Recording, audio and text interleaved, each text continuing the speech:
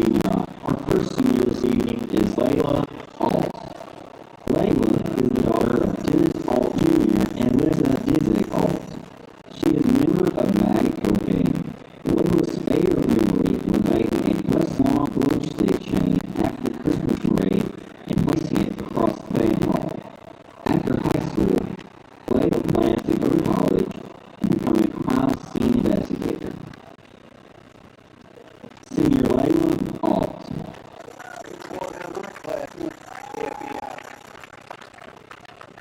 Senior Kinsley Shears.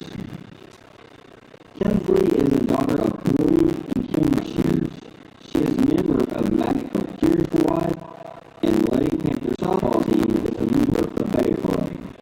Kinsley's favorite memory was when Hadley accidentally flushed her keys down the toilet. After high school, she plans on attending college. Senior Kinsley Shears. Senior Blaine Brooks. Blaine is the son of Jeff and Kimber Brooks. He is a member of the Maggot Cove Panthers football team and member of the science club. Blaine's favorite memory was during his vacation in Hawaii, when he got to go all the way to the top of Mount Holokala and got to go inside the Roaring Volcano. After high school, he plans to go to law school and become a lawyer. Senior Blaine Brooks.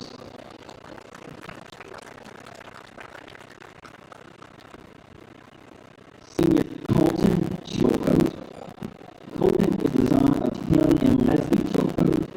He is a member of the Maggot Cove Panthers football team and baseball team. He is a member of Bay Club, Science Club Treasurer, and FFA President. Colton's favorite memory was going to duck camp with his friends. After high school, Colton plans to attend college. Senior Colton Chilcote. Senior Bo Coffey. Bo is the son of Terry and Jennifer Coffey. He is a member of the Maggot Cove marching band. He also enjoys going to church, hunting, and just hanging out with his friends. Bo's favorite memory was when he almost switched his four-wheeler in his backyard when he was 10. After high school, Bo plans to continue working in HVAC and get certified and go into the workforce as an HVAC tech. Senior Bo Coffey.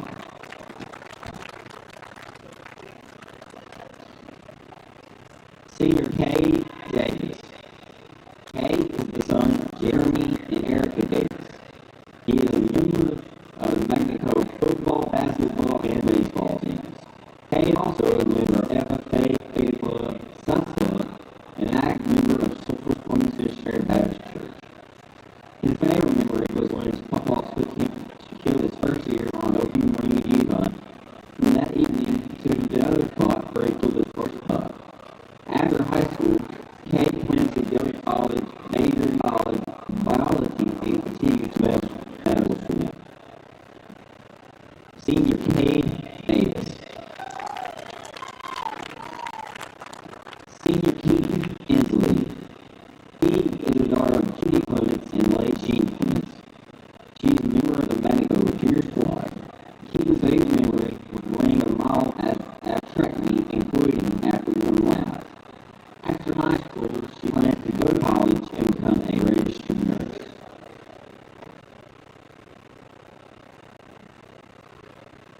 Senior Keaton Finley. Alexandria Fordham. Alexandria is the daughter of Trina Fordham and a granddaughter of Robert Waddle. She is a member of the Maggot Cove marching band and a member of the Bay. Alexandria's favorite memory was going to the 2023 Drum Corps International Preliminary Contest in Indianapolis with Baby Rudolph and Bella Hall. After high school, she plans to march in the Drum Corps during the summer and started Henderson for instrument education in the fall. Senior Alexandria Thornton.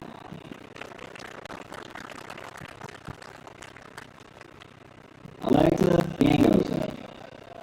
Alexa is the daughter of Brian Gangoso and Rachel Pitcher.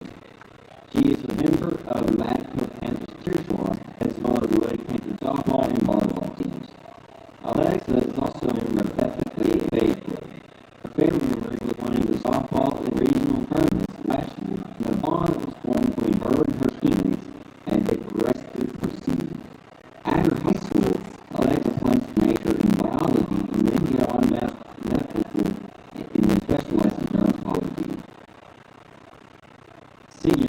Yagoza.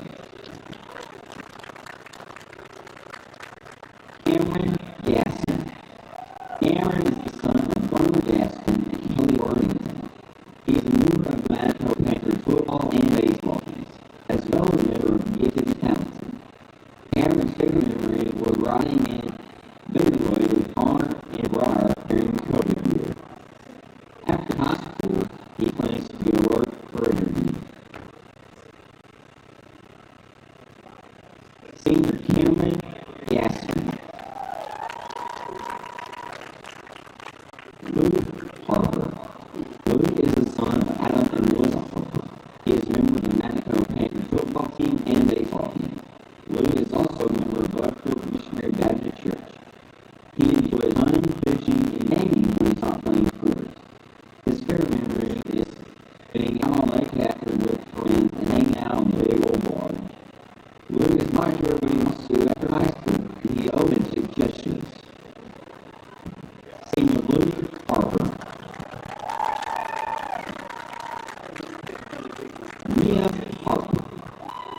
Mia is the daughter of Alan and Sean Harper. She's a member of the Manitoba Cheer Squad for the Lake Panthers volleyball team, as well as Beta, FFA, and National Society of High School Scholars. Mia's favorite memory was when Haley dropped her phone out of the window of cheer camp at 6 in the morning, and they weren't allowed to go get it until 9. After high school, she plans to go to college to major in animal science, then in middle school to become a licensed veterinarian. Senior Mia Harper. Isabella Harper. Ella is the daughter of Jonathan and Heather Harper. She is a member of the Manitoba Cheer Squad and leads volleyball, golf, softball, basketball, and track team. Bella is also a member of FFA, Faith Club, Science Club, and also the Butterfield Missionary Baptist Church. In addition to her activities, Bella enjoys playing her own softball. Her favorite memory was when she, Maddie, Mia, and Tasia had used to have them so that they had to run out and go just to find the restroom. After high school, Phil plans to go to Three Rivers, Poplar Bluff in Missouri to play softball and major in special education. Senior Isabella Harville. Senior Jackson Haynes. Jackson is the son of Randy and Dee Dee Haynes. He's co-captain of the Manitoba Panthers football team and plays both offense and defense tackle for the football team. Jackson is also a member of Butterfield Missionary Baptist Church and enjoys hunting, wake surfing, and hanging out with his friends. Jackson's favorite memory was when Luke and I went to garden to ride four-wheelers, and Luke went up the hill, hit a tree, and his four-wheeler flew backwards. After high school, he plans to go to college and earn a business degree.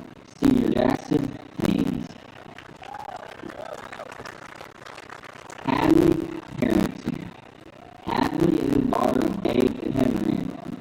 She is a member of the Manitoba Cheer Squad and Lady Panthers softball team, and also plays on the basketball team. She is a member of Beta Club and FFA. Hadley's favorite memory is pretty much her entire senior year, but one of the most special things was being homecoming queen and having her two best friends on homecoming court with her. After high school, she plans to go to college and major in biology and become a registered nurse. Senior Hadley Harrington. Senior Connor Hurley. Connor is the son of Russell Hurley, G. Golley, and Chuck Wagner. He is the co-captain of the Manitoba Panthers football team and is a member of the track team. Connor enjoys lifting weights and hanging out with his girlfriend and making that cash money. His favorite memory is all the trips out on the barge over the summer. After high school, he plans to go to work and hopes to take over his mom's business one day. Senior Connor Hurley.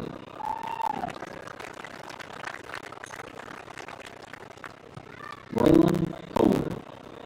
Braylon is the daughter of David and Ann Kohler. She is a water girl for the Manitoba football team and member of the Lake Panthers golf, cross country, volleyball, basketball, and track teams.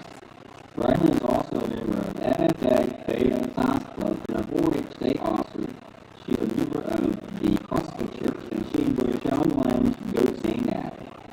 Her favorite memory was the 4th of July 2023.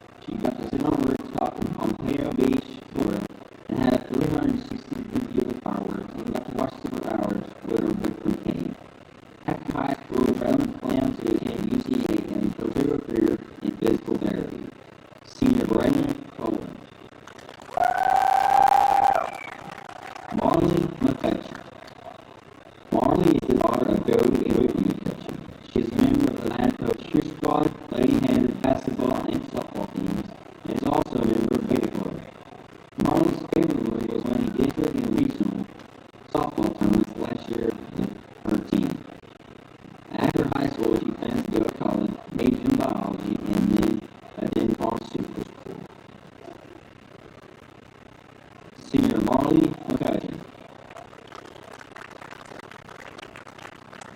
Hayden Fowler. Hayden is the son of Mark and Annie Fowler. He is a member of the Manitoba Panthers football and basketball teams. He is a member of FCA and Second Baptist Church. He enjoys spending time with his girlfriend Emily, fishing, reading the Bible, and lifting some weights. He favorite memory was spending the summer with his girlfriend Emily.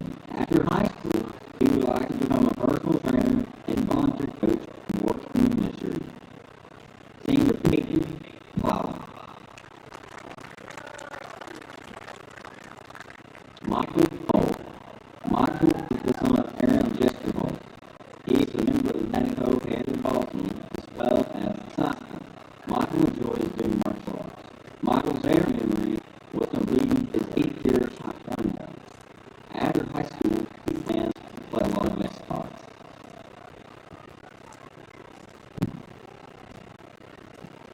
Senior Michael Holt. Logan Richardson. Logan is the son of Jason and Ronald Richardson. He is a member of the Manitoba Panthers football team and as well a member of the carpentry class at ASU Green Rivers. Logan's favorite memory is any time spent with his great-grandparents. They have taught him so much and I love them both a lot. After high school, he plans to go to computer science degree. Senior Logan Richardson.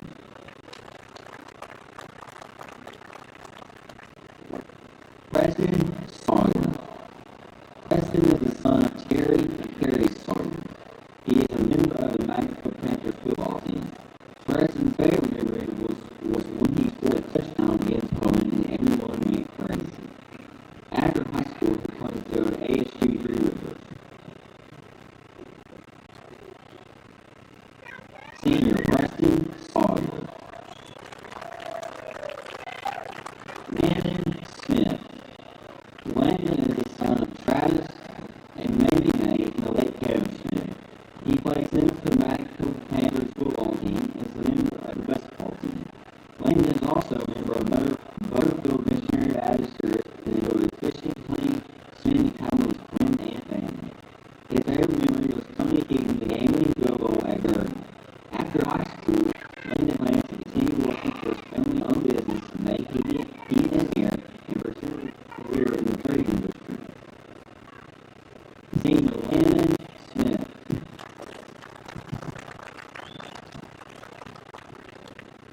Matthew Stone. Matthew is the son of Brandon and Judy Stone. He is a member of the Manitoba Panthers football and baseball team, as well as senior class president and vice president of the Science Club and a member of Beta Club in both of the Missionary Baptist Church. Matt enjoys playing PlayStation with his boys, lifting weights, hunting, hanging out with Olivia, and chilling on the lake in the summer. His favorite memory was his freshman year when he got to play on the same baseball team with his Will Mandy and Eric Vernon. After high school, Matt plans to go to college to further his education. Senior Matthew Stone.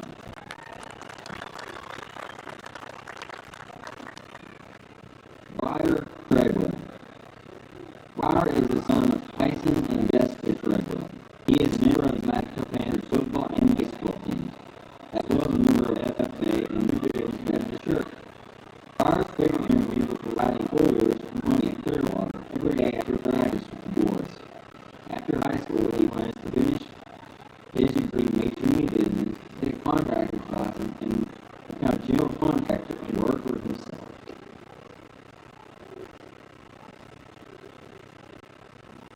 Senior Ryder Treadwell.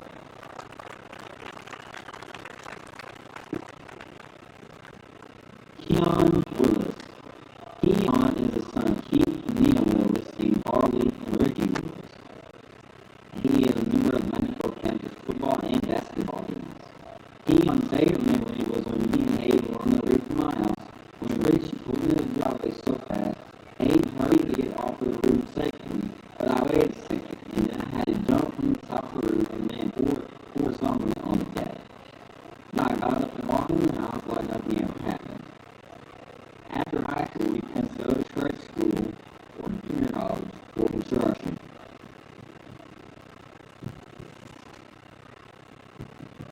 Singer Keon Phillips. Alyssa Young. Alyssa is the daughter of Greg Young, and she's a member of the Mexico marching band. Alyssa's favorite memory was when me, Emma Thompson, and Emily Harwood from Lake Hall were all walking up to high school from Robert Allen, and we were already late, so we were rushing, and all we heard in the background was Megan screaming, "Hannah, I have a milk car." We looked back and saw they were standing there with the milk cars off, and we see cars flying all the way down the hill. After high school, she planned to go to a nearby college to get a 2 or 4 year degree, and she wants to go into the Navy Air Force to become a pilot and then transition in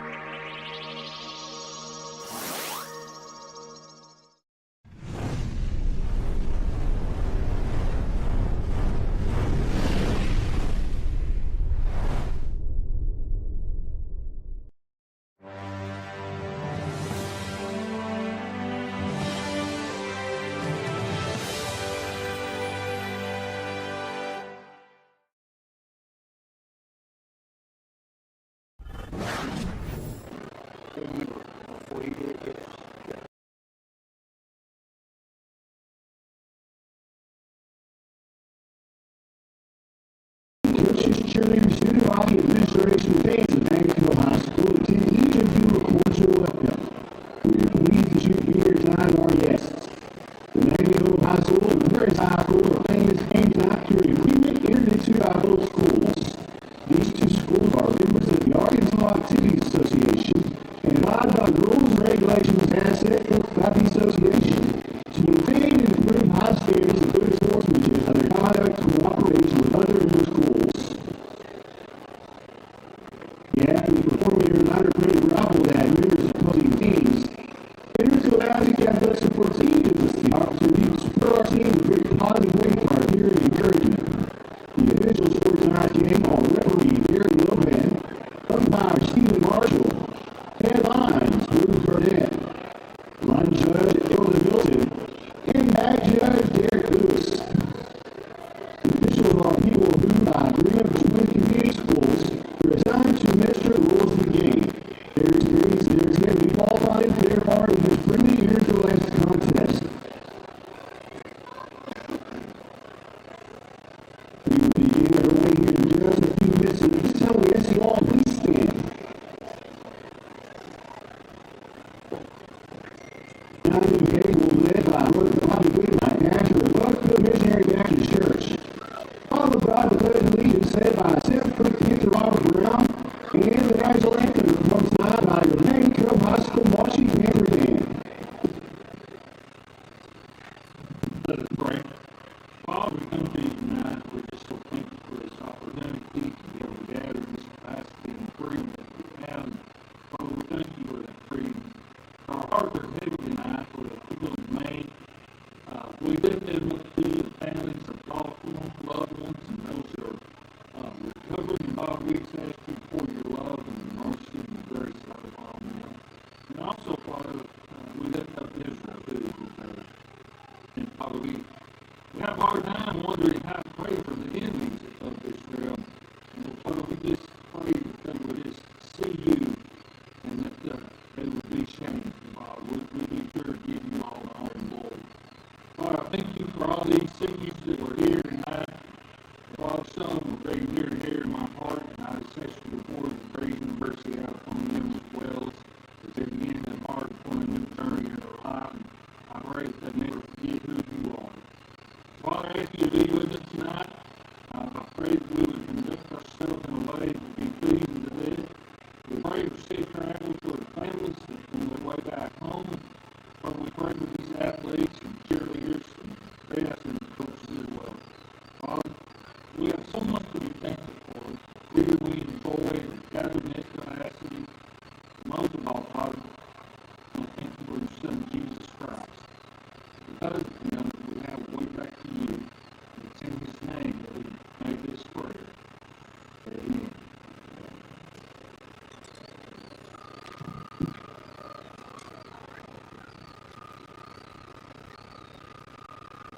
Pledge allegiance to the flag of the United States of America and to the republic for which it stands, one nation, under God, indivisible, with liberty and justice for all.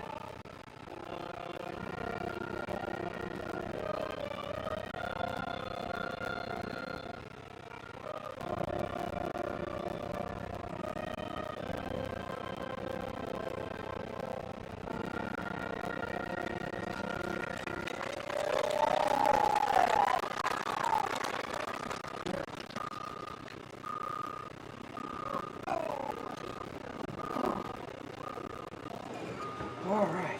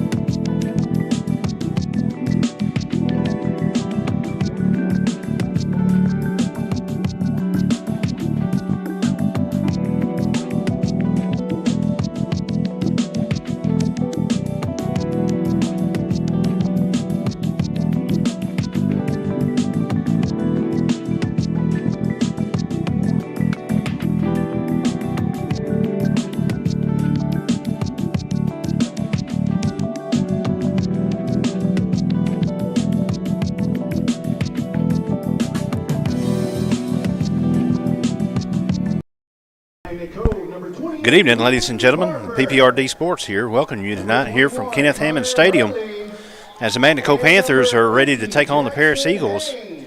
Tonight's a special night for its senior night, and so all the seniors of the football team are out there on the field as captains. Got number 6, Peyton Plyler there, 66, Preston Sawyer, number 5, Cade Davis, Gassman's number 3. Let's see who else is out there. That's number 33, Logan Richardson.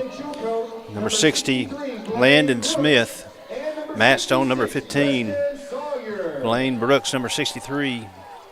Brian Treadwell, number 32. Number 62 is Colton Chilcote. Number 18 is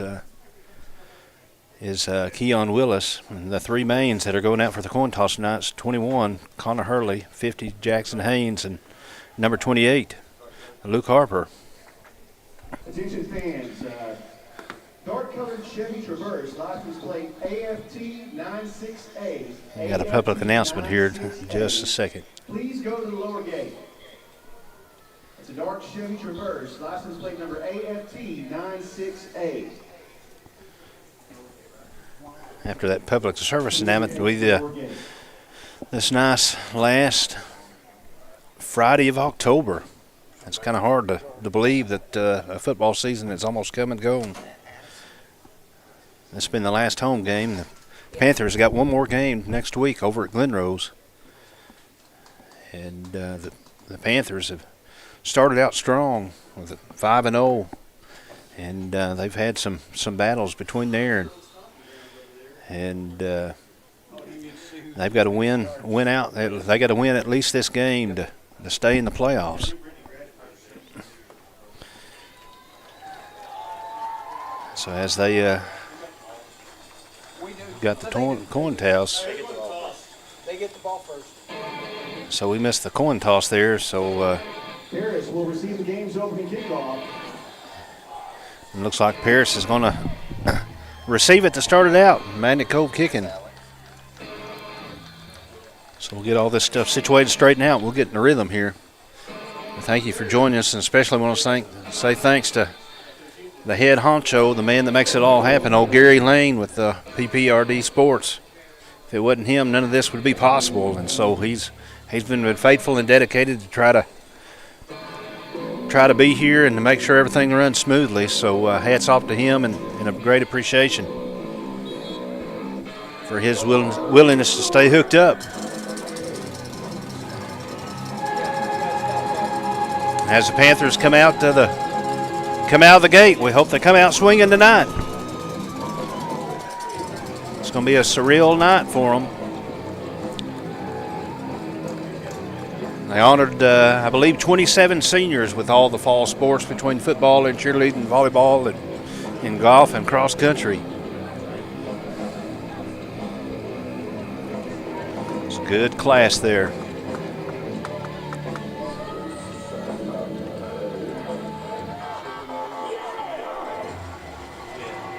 Talking with some of the seniors this past weekend today, and I said, it's your last home game. What are you looking forward to? What's been your best football memories? And they said just playing the game and playing it with each other. And this group of seniors has had a pretty good, successful football career, and just had some mishaps this season that could have went either way, and it just didn't go their way when they needed it to. That's the reason why you play every game. And they're here to play this game tonight. Kind of unseasonable for the last Friday of October.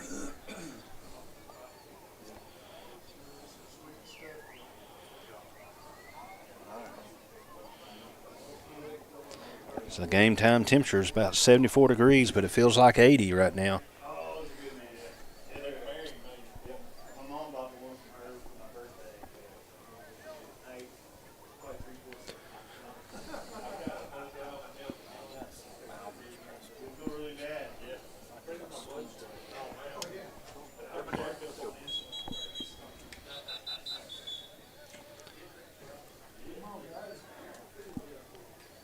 As the Panthers run off the field, it's going to be Velasquez and company getting ready here to kick this game off. On to kick for the Panthers, number 14, Anthony Velasquez.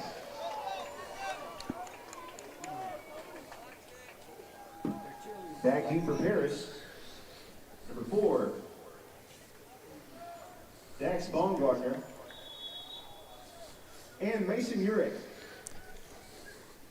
Velasquez gets the kick off, and it's going to be a deep one. It's going to land about the 15-yard line. It's going to go through the hands of the Paris. Paris is going to field it about the 1-yard line, going to come up the far side, and he's going to get tackled over there on the sideline. A couple of Panthers. Looks like number 7, Ethan Ramsey, was over there. And looks like maybe number 12, Will Thompson.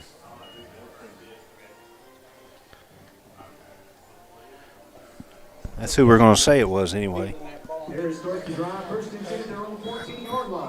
So Paris is going to start the drive on the 14-yard line with the Panther defense. They're going to line up with trips right. And the receiver to the left, they're going to hand it off up the middle, but the Panther defensive line is going to stay right there. And that's going to be number 75, Tabor Tanaka.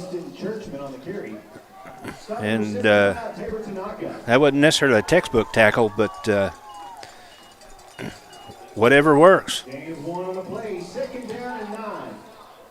going to say he's going to pick up about a yard. As they line up the twin receivers left to right, he's going to go for the pass off the right side. It's going to be off the hands of the receiver, kind of sailed high.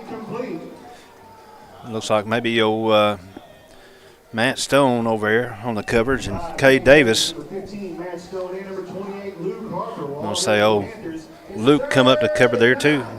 Paris going to line up in shotgun formation again. Quarterback's going to roll to the right. He's going to quarterback keeper to the left. He's got some room to run. He's up to the 30, 40-yard line, 50-yard line. Still got some room to run, the 40 to 30. And Ethan Ramsey's finally going to get him pushed out of bounds about the 20-yard line. And that was definitely a quarterback scramble. And he saw a lane on the left side, home side, and he took advantage of it. And he had a good block by one of his receivers. So Gaspin was there in the area, but he couldn't get away from the blocker. And so that's going to move the ball up to the 17-yard line. And they're going to go pass it again out to the trip side. And Luke Harper is going to be right there to meet him as he catches the ball. And he's going to pick up a few yards there. Maybe up to the look like it's going to be about the 7-yard line. It's going to be a pickup about 5. So as Paris lines up with the trips to the left, It's going to be a flag on the play. It's going to be offside on Panther defense. The 5-yard penalty moves the ball ahead to the 7-yard line. So that's going to move the ball up 5 yards.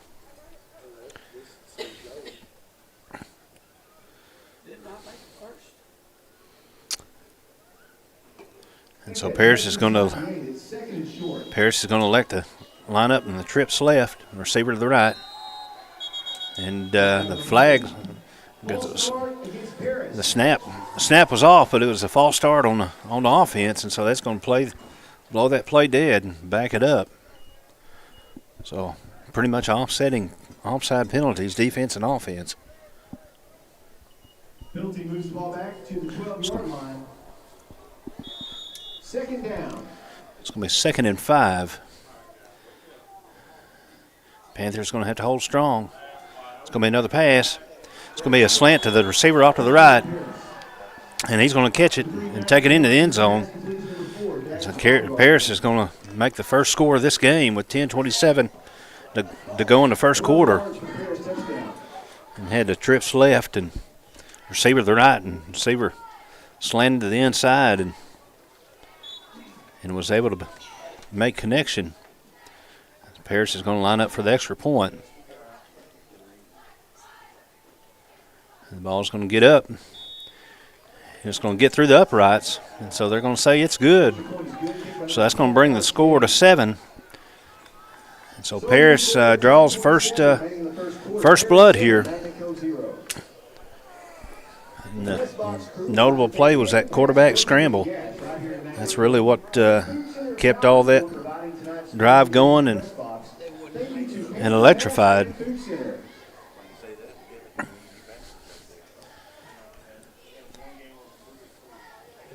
And so Paris has definitely done their homework on trying to draw out some of the Panthers' defense. As Paris gets ready to kick this ball off. Let's see what they try to plan on doing. Got old Luke Harper and old Matt Stone in the backfield to receive the kick.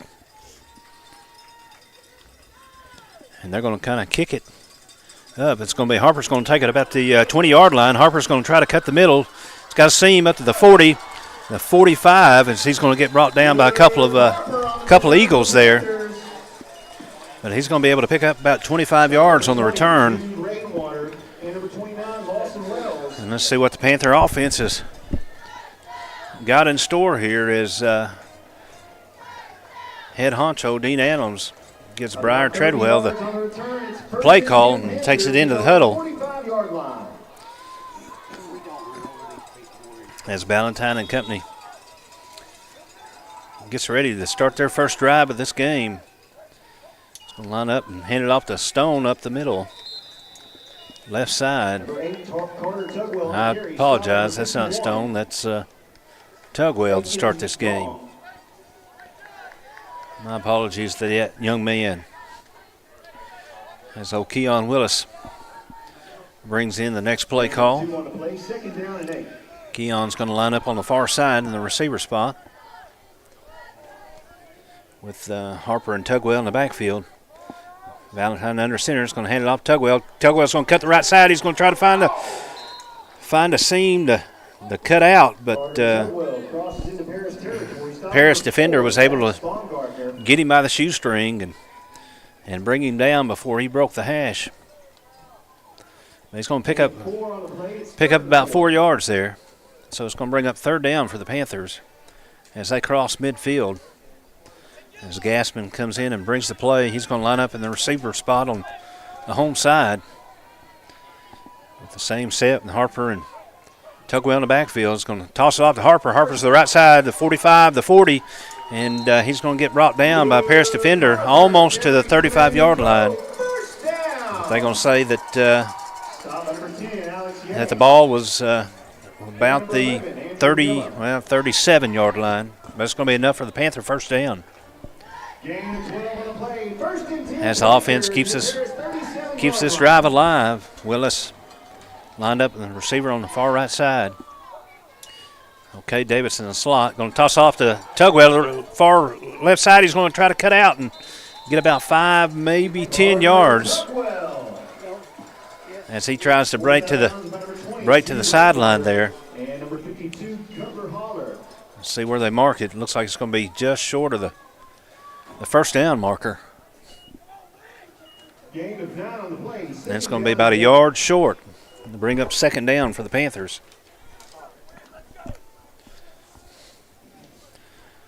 As Davis lines up in the slot left side.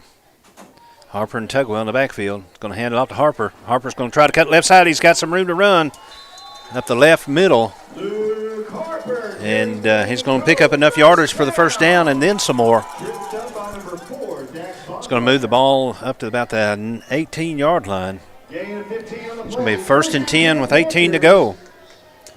As Gassman comes in with a play call. At the Paris 18-yard line. Definitely shout out to the offensive line to help take care of their business so the boys in the back can do theirs. Going to toss off the right side. Luke's got some room to run. Still on his feet. It's a 10-5. He's going to get to the end zone. And they had a couple of defenders that were going to try to contest him, but he was able to get the right angle and stay on his feet and walk in the end zone. 18 yards for Harper to score. 8:03 left to go in this first quarter. The Panthers bring it into one as Velasquez gets ready to try to boot this extra point.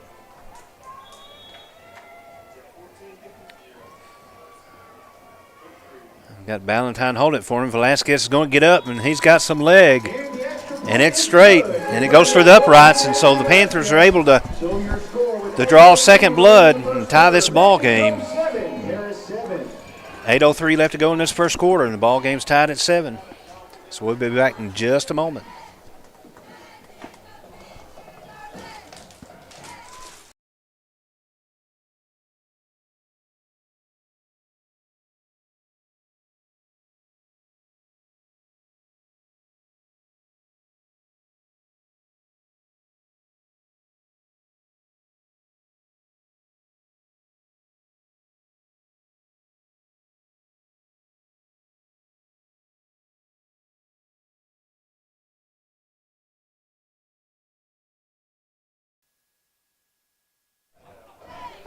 All right, here we come back after the Panther score. So it's definitely what you want to see out of your offense, to be able to move the ball and to move it at will. And first drive started about the 45-yard line. So they're able to march down about 55 yards, put it in the end zone. As Velasquez gets ready to boot this ball. And he's going to boot it towards the home side. It's going to be fielded by Paris about the 10-yard line, 11-yard line. He's going to try to come up the left side. He's going to be met first by Keon Willis, number 18. And then number 32, Brian Treadwell, 32, is going to come in and finish the job. But they're going to move the ball up to about the 32-yard line. It's about halfway between 31 and 32. Let's see if the Panthers can bow up a little bit here.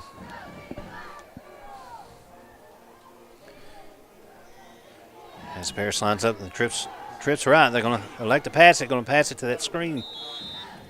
And about the line of scrimmage, but it didn't look like he was going to be able to hang on to the ball. It's going to be an incomplete pass. Bring up second down.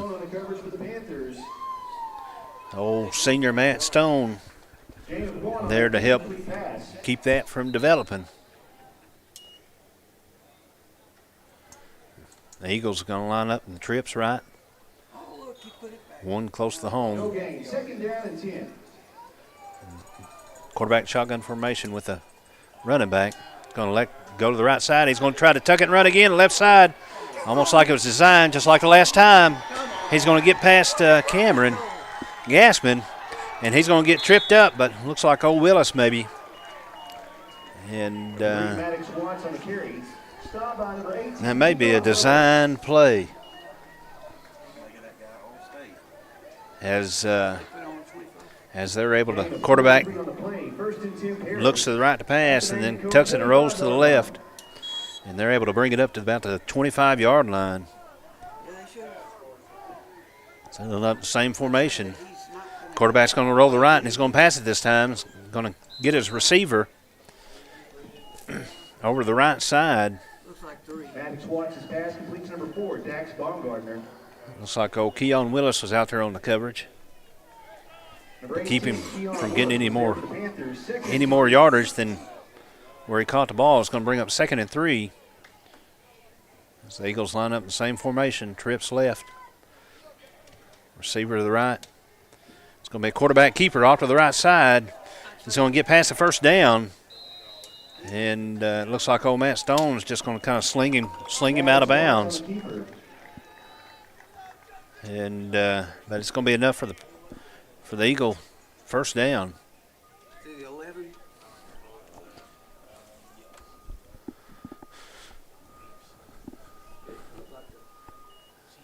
So as they're moving this ball, it's going to have a receiver come in motion, going to hand off the running back. Running back's going to cut off the right side. It's going to be 2 or 3 Panthers over there.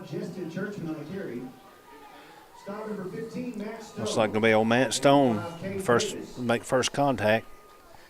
And old 5 Cade Davis there. 2nd down and 7. Both Magnet Cove Panther seniors. It'll be 2nd and 7.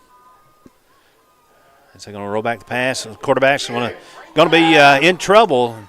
And looks like old Preston Sawyer and number 12, Will Thompson, was out there to put pressure on the quarterback, and he was going to have to try to tuck it and roll out, but he lost his footing.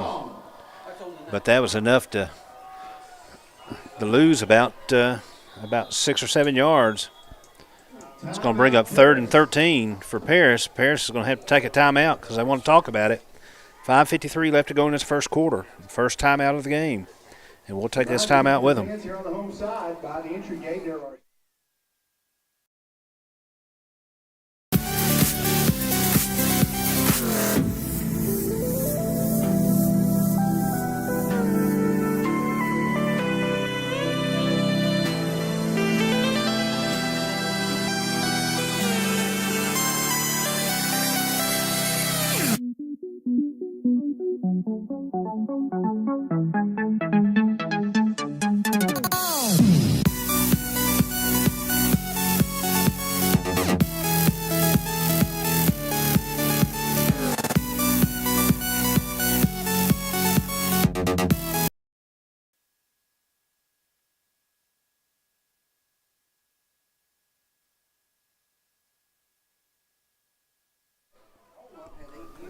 All right, here we come back after the Paris timeout.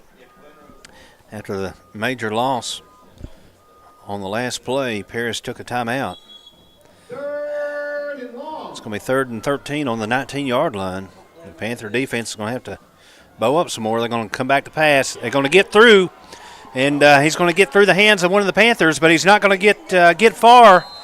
And looks like Matt Stone finally caught up with him. There's 2 or 3 Panthers that had him in the backfield that was almost going to look like they were going to get him, but he was able to wiggle out of it. But Matt Stone stepped up and took care of it.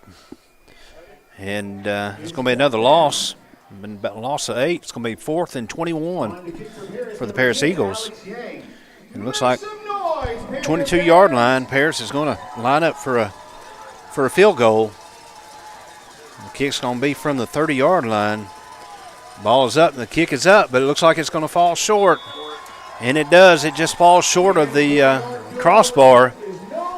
And so that's going to be a no good, so that's going to be a turnover for the Panther defense.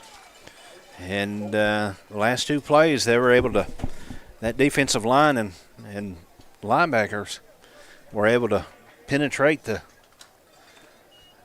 line of scrimmage and get back there and stop them. That's definitely what they need to be doing tonight. the Panthers take over 1st and 10 at their own 22-yard line. And So it looked like Paris was going to move the ball at will, but the last 2 or 3 plays, Panther defense took care of business as the Panther offense lines up in the big set here with Harper and Tugwell in the backfield. Going to hand off Tugwell. Tugwell's going to try to cut the middle, right side's nothing there. But he looks like he might have picked up a yard or 3 yards. So he was able to get a little bit more than what it looked like there. Old Sultan coming in with a play call there. So senior Landon Smith been taking care of the ball, and Valentine making sure it gets handed off. It's going to be the double handoff. K to the left side. And he's going to get maybe 2 or 3 yards there. And the double handoff by the Panthers. Gain of 3 on the play. It's 35. Old senior Jackson Haynes out there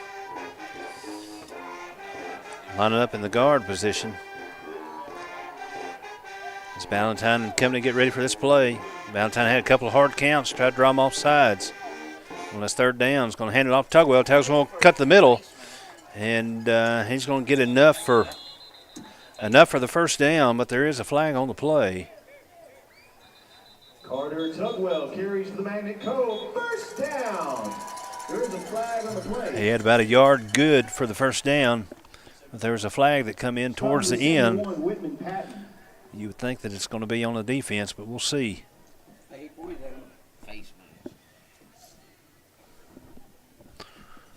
gentlemen in the press box say it looks like it's going to be a face mask. Let's see how good they know their stuff. Personal foul, face mask. And they're going to be right. Personal foul, face mask on the defense. 15 yards will be added into the run. So that's going to be enough for 15 additional yards. 3:42 left to go in this first quarter. Panthers are on their second drive. To the 44-yard line. First and 10 Panthers. They were able to drive at will the first drive to tie this ball game up. The Panther defense was stopped Paris on the second drive. See what the Panther offense is going to do is going to hand it up to Stone.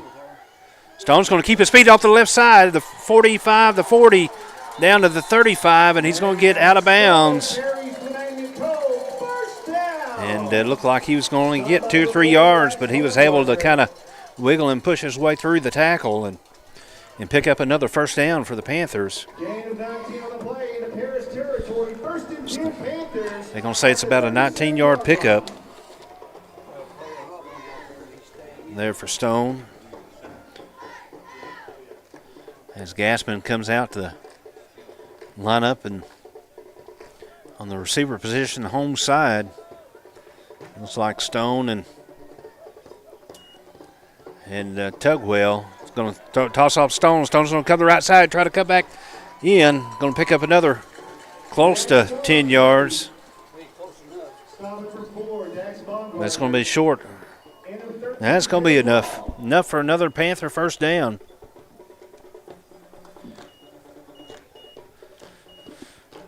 Definitely want the Panther offense to try to wear this defense down and let the defense get some stops. That's what the Panthers need tonight. Well, maybe I'm off. So Cade Davis lines up here on the home side with Stone and Tugwell's going to hand off Stone. Stone's going to cut at the middle left side and pick up another first down. It's going to move the ball up to about the 20-yard line. And number 13, Caleb Law. As Chilcote comes out to take a break. Sultan comes in with the play call. Gassman lined up home side. I'm sorry, that's Davis lined up in the receiver position with Stone and Tugwell. Going to hand it off to Tugwell right side. He's going to shave a tackler. Still on his feet to the 5. He's going to try to get in there, and he is. Let's see. He does. He shaves a tackler, and had 2 or 3 other Eagles over there to try to bring him down the shirt tackle, but he wasn't having it. And he takes them about 5 yards before he crosses the end zone with them. But 2:17 left to go in this first quarter. The Panthers score their second touchdown of the night and hope that there are many more. As Velasquez gets ready to kick this extra point, he gets it up, and he's going to get it through the uprights. So this not so fall weather is it's kind of humid and no wind at all, and so that's definitely a kicker's game. The past few weeks on Friday nights with the weather hadn't been all that kosher for kickers with the wind.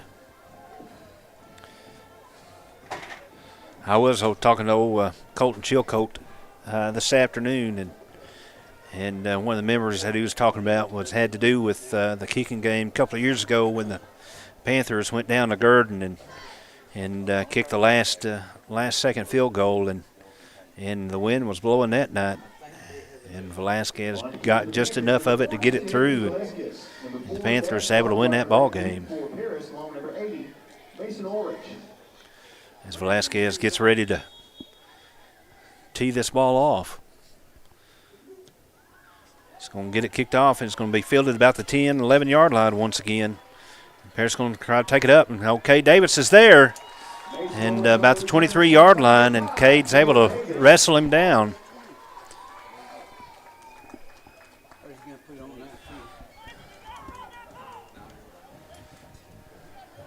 Another Magnet Cove senior Return to the 24-yard line. taking care of business. Now we need a pick. First and 10, Paris. So Panthers take the lead 14-7 in this ball game.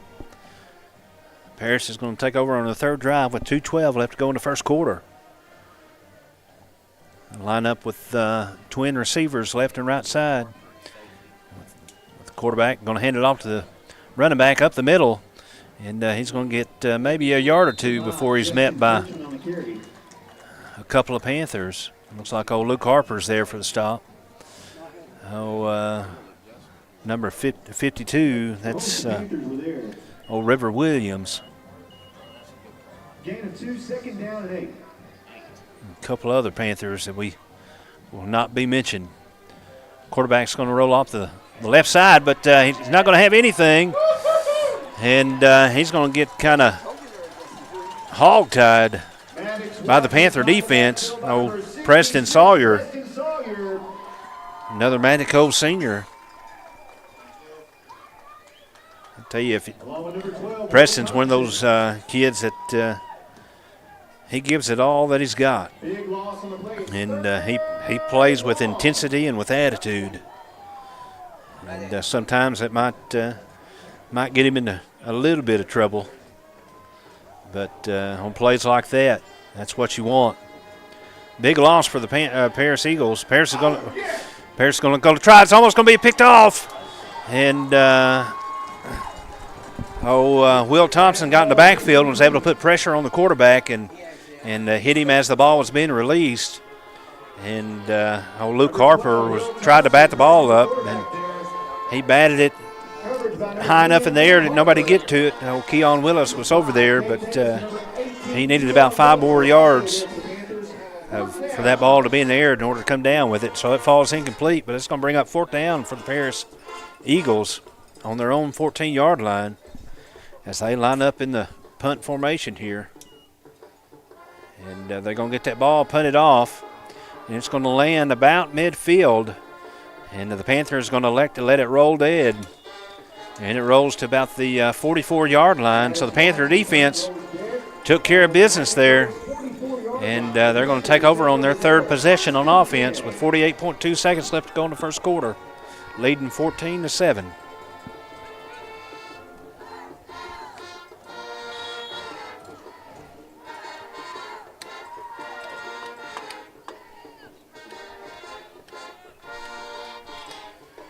Panthers went up to Jetsville last week and lost a heartbreaker.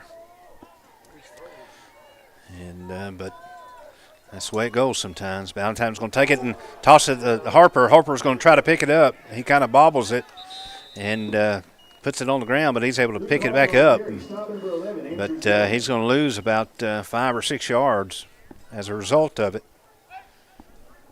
Loss of 4 on the play, 2nd down and 14. And so that's kind of uncharacteristic of Harper. And that's going to be a loss of 4 on the 40-yard line. See if the Panthers are going to try to get one last play off this quarter. 2nd and 14. And they're going to hand it off up the middle to Tugwell. And he's going to pick up a couple of yards, but still not back to the original line of scrimmage. That's going to bring us to the end of the first quarter. Your Mandan Cove Panthers 14, the Paris Eagles 7. And the Panthers got the ball and move it on offense. So when we come back in the next quarter, see what they can do with it. We'll take a break with them.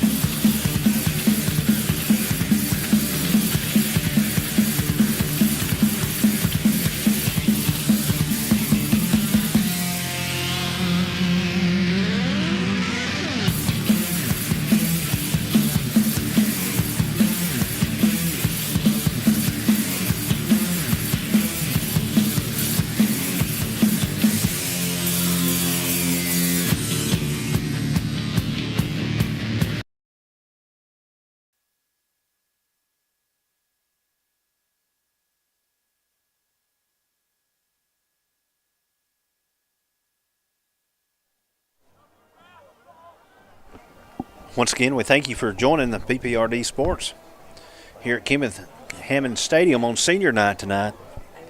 Last home game of the season for the Panthers. It'll be the last broadcast for PPRD Sports senior high football this year, regardless of what happens in the near future.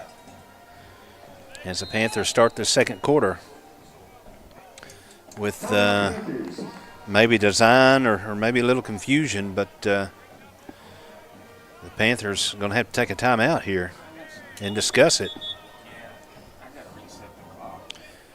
And so with that timeout, we'll go ahead and take this.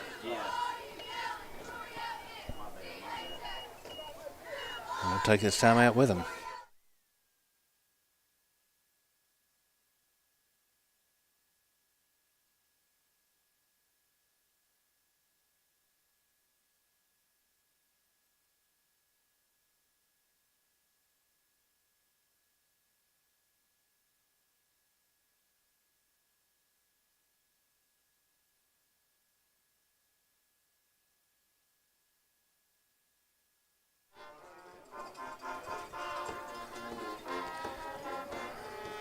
All right, ladies and gentlemen, we're back after that unusual timeout to start the second quarter.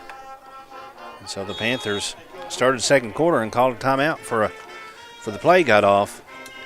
So Ballantyne's going to take this and run it to the right side, but he's going to get caught in the backfield and not able to shrug the defender, and he's going to take another big loss. So definitely kind of some things going on here in the middle part of this first half. So it's going to bring up 4th and 20 for the Panthers. And it looks like all the way back to the 34-yard line. Number 3, Gassman's going to line up in the Panthers punt formation. So definitely maybe some miscommunication or something as Gassman gets this beautiful punt off. And it's going to hit close to the sideline and take a Panther bounce and stay inside. And he's going to punt that ball all the way down to the 21-yard line. And so the Panthers come out in the second quarter and just kind of nothing happened. and had to punt the ball. And Paris is going to take over. And so Panthers' third drive was kind of stalled there. Eagles going to take over on the 20-21 yard line. Going to have twin receivers or trips to the far side, receiver to the right. They're going to throw it off to the screen pass for Paris. They're going to pick up enough see if they're going to load enough for the first down. It is enough for the first down. So as it line up that trips formation and run that screen. As the ball gets sets here, a fresh set of downs. First and 10 Paris, their own 31. If you can hear old Paxton there. Paris is going to take it and run that same play. And it's going to be a couple of Panthers over there, but he's still going to pick up some yardage. Look like Cade Davis over there. Lead that was number 28, Luke Harper. They're going to say Will Thompson. it was old Luke Harper and Will Thompson there. Second and 6. I may need to start putting my glasses on. Going to run trips left again, but they're going to elect it to the right side. Receiver's going to go to that. Watches pass complete to Baumgartner. Kind of the dive towards the middle. Willis on the coverage for the Panthers. And he's going to be able to catch it, but he was falling as he caught it. It's still going to be enough for the Eagle first down. First and 10 Paris, their own 44. Panthers defense is definitely letting loose a little bit as they're going to throw it off the left side. Going to be complete to the receiver about midfield. Pass complete to Jaden Carter. Throw Ethan Ramsey out there to make the stop from stopping him from getting any more yardage there.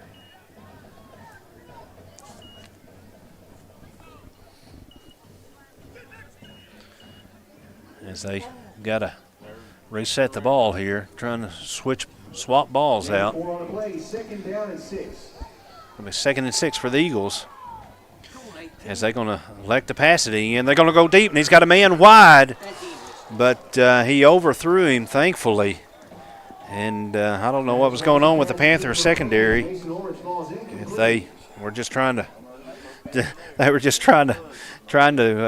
play the short game, and there's one of the receivers got past them, but that if they would have made connection, there would have been nobody stopping them. As they're going to run the option, quarterback option is going to throw it to the running back, and he's going to pick up enough for the Eagle first down. Move it to about the 44-yard line of the Panthers. 1st and 10 on the 43. 9.5 left to go in this first half. You got 4 receivers lined up on the left side, and they're going to throw that screen again to the number 5. And he's still got some room to run, and he's going to get close to the first down marker as OK Dave trails him. And Davis finally is able to catch up to him and bring him down. Going to be about a yard short of the first down. Bring up second down for the Eagles. 2nd and 1. So definitely a unique quarter, to say the least. Paris is going to go in a kind of a hurry-up offense and pass off the left side and make connection again. And enough for the first down as they move the chains.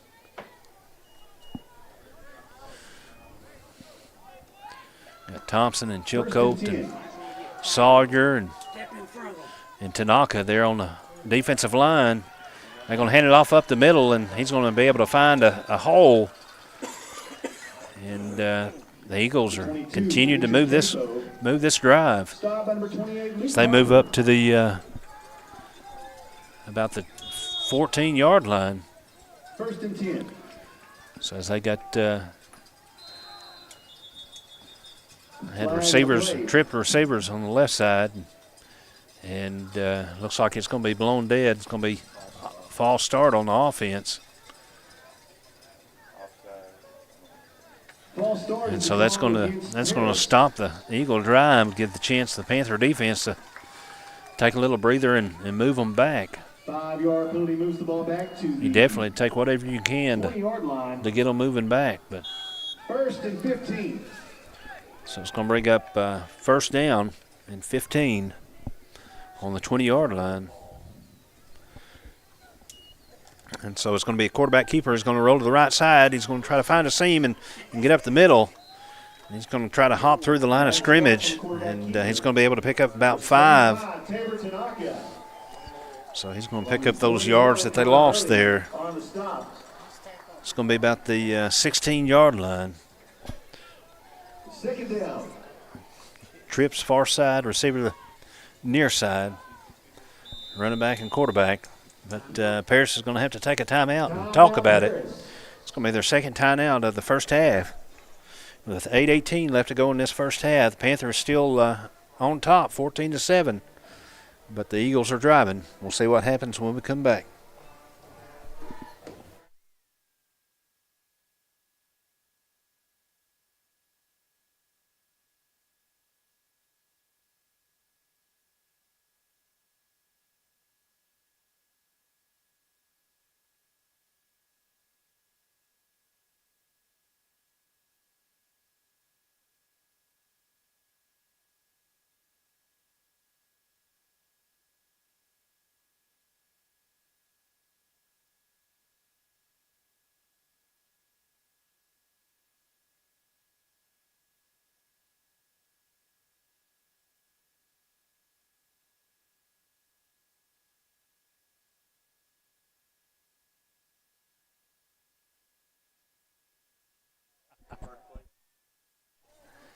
Here we come back after the timeout. Paris is going to take it. The quarterback's going to roll to the left, and he's going to pass it. He's going to pass it over his receiver's head in the end zone. Number 3, Gaspin, was over there for the coverage. But there was really no chance of that play developing at all after he released that ball. So it's going to bring up 3rd down and 11 for the Eagles. And so, fortunately for the Panthers, the Eagle offense is kind of stalled here.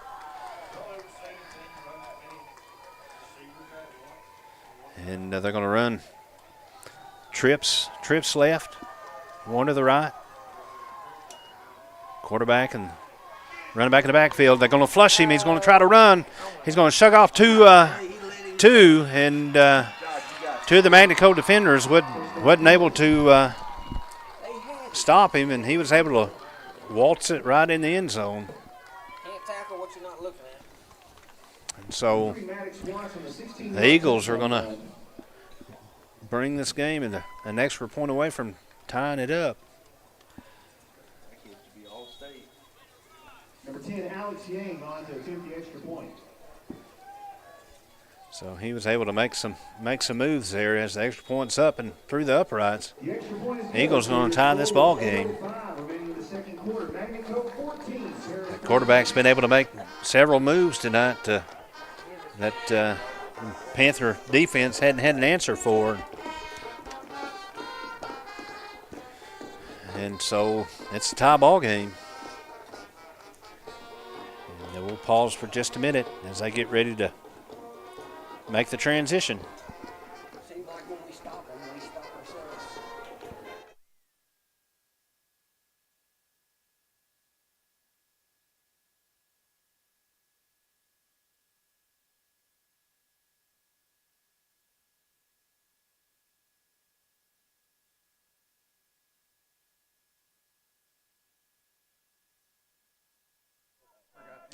For the Panthers, number 15, Matt Stone, and number 28, 8:05 left to go in this first half.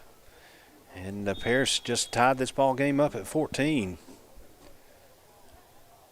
As the kicker is going to try to squib kick it, but and try to onside kick, but that's going to be onside kick was handled by number 61, Aaron Holland. That's old Aaron Holland up front, number 61. I was trying to see that second digit over there. And start the drive just inside Paris territory. Aaron Holland's able to take care of business there. Good job, Holland. I say score quick. Panthers going to take over midfield.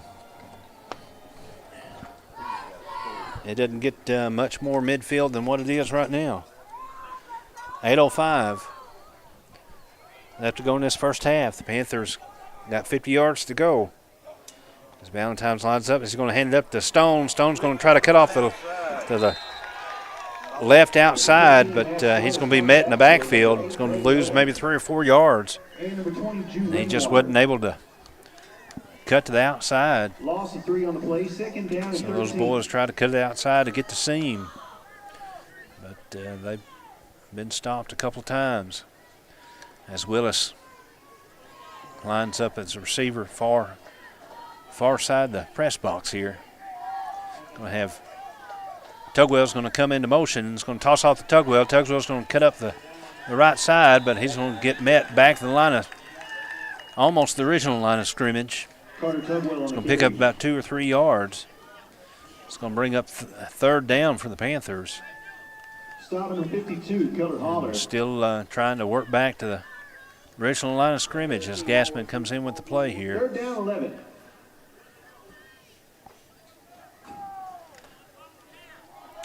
Got old Gassman and Davis lining up in the receiver spots on the left side. He's going to roll off. Valentine's going to roll off the left side. He's going to get in trouble again, and he's in big trouble. Flag on the play.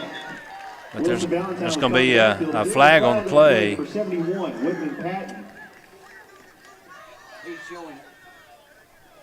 So Valentine was trying to roll out, but he didn't have anywhere to go.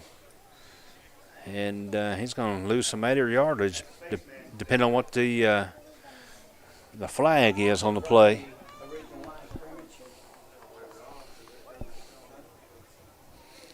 And so the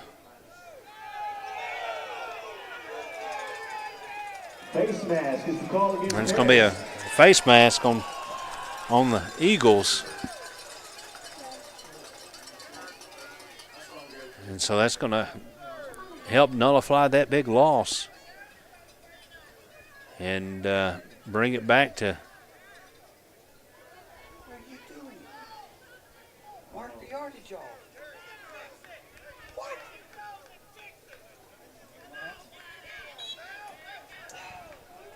and so with the it was a big loss, but that face mask definitely helped the Panthers out and brought it back to pretty much the line of scrimmage. So it's pretty much just a dead free play.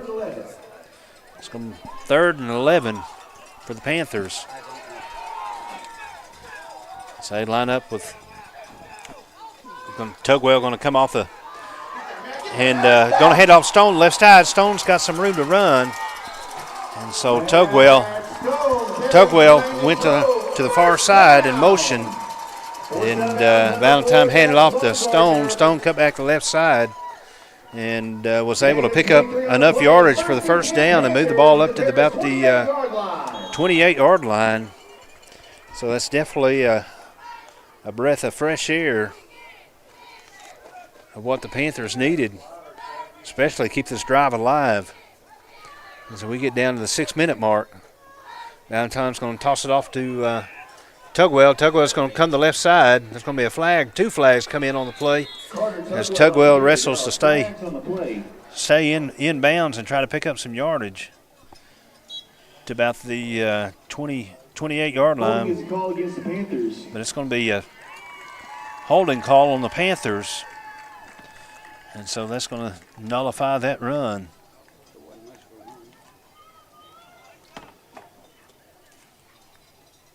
Penalty moves the ball back to the 38-yard line. So it's going to move it back to the Panthers or the Eagles' 38-yard line. So it's definitely kind of a unique second quarter. Panthers have had a few of those this year. As Valentine lines up to take it, they're going to be the double handoff. Going to be Davis going to hand off to Harper. And then Davis tried to Davis on the carry. Stop at number 11. turn back to the right side, but he was met at the line of scrimmage. And second down. It's got a long ways to go. 2nd and 18 to be exact.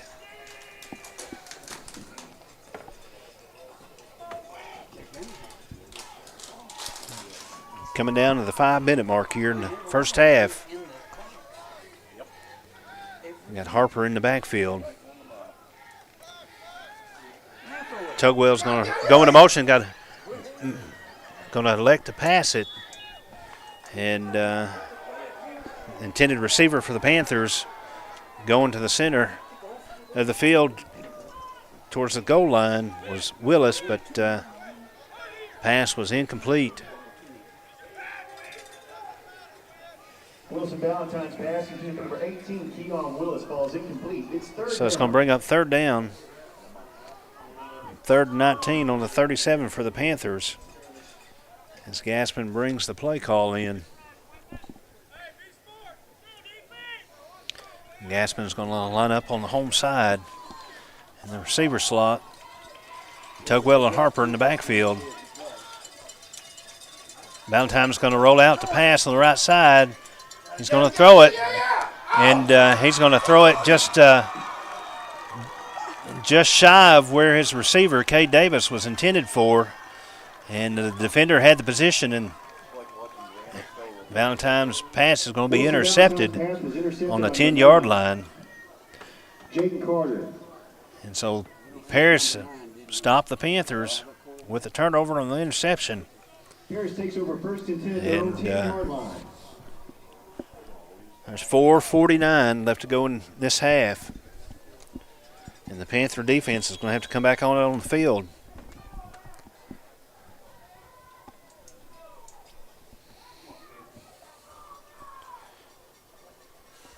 Definitely a bizarre past 6 minutes. As Paris is going to elect to throw it, and is going to find his running back coming out in the flat and make connection. As a late flag comes in here, it's going to pick up about 5 yards. It's about 9 yards.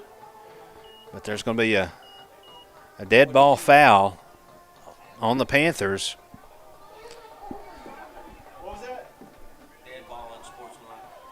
It looks like it's going to be a dead ball and unsportsmanlike penalty on the Panthers. Dead ball foul against the Panthers.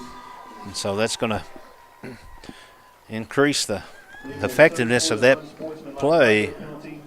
Moves the ball ahead to the 34-yard line. It's going to move the ball all the way up to almost the 35, 34-yard line. 4:38 left to go in this half. Panther defense is going to have to hold it together. Quarterback's going to take it, run to the left side. He's going to pass the option or quarterback option. He elects to toss it off to his running back. But they're going to lose yardage on that. I believe that was number 7, Ethan Ramsey, along with number 21, Connor Hurley. So they're going to give old senior Connor Hurley and Ethan Ramsey the credit for that stop. 2nd down and 12. So we get just under 4 minutes here. Trips left, receiver to the right. It's going to be another flag on the play. It's going to be a receiver on Paris, didn't get set. 5 yards. And so that's going to back them up. So back up for some more loss of yardage. 26-yard line. 2nd down and 17. Make some noise, Panther fans. So if y'all couldn't hear Paxton there, it's going to be 2nd and 17 back on the 26-yard line.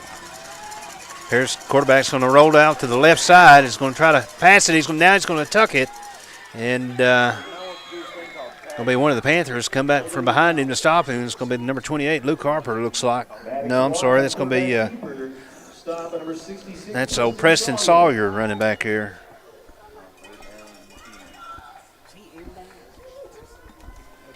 So 3:35 and ticking here. It's 3rd and 10. 3rd and 10. So the Panthers have definitely got to be strong here. As they line up twin receivers left and right. They're going to try to pass off the left side, come to the slot. Number 4 got a Panther, had him by the feet, but he's able to get out from under it. and got over another couple of Panthers. And so it looked like the first Panther had him, but he was able to wiggle out of it. And he's going to pick up a few more yards. And Gassman's going to finally get him down. So it's going to be another costly penalty. But after the first contact, he was able to pick up about 10, 15 yards, and there was a face mask penalty on the Panthers. It's going to give them another 15, and so Paris is going to move the ball all the way up to the 34-yard line of the Panthers in a new series of downs. It's going to be kind of a bad snap. The quarterback's going to be able to pick it up, and he's just going to roll out and throw it out as a busted play. But the shotgun formation cost the Eagles on that one. Looked like the center just lost grip of it as he was trying to hike it, and it kind of rolled back to the quarterback. And the quarterback was able to pick it up.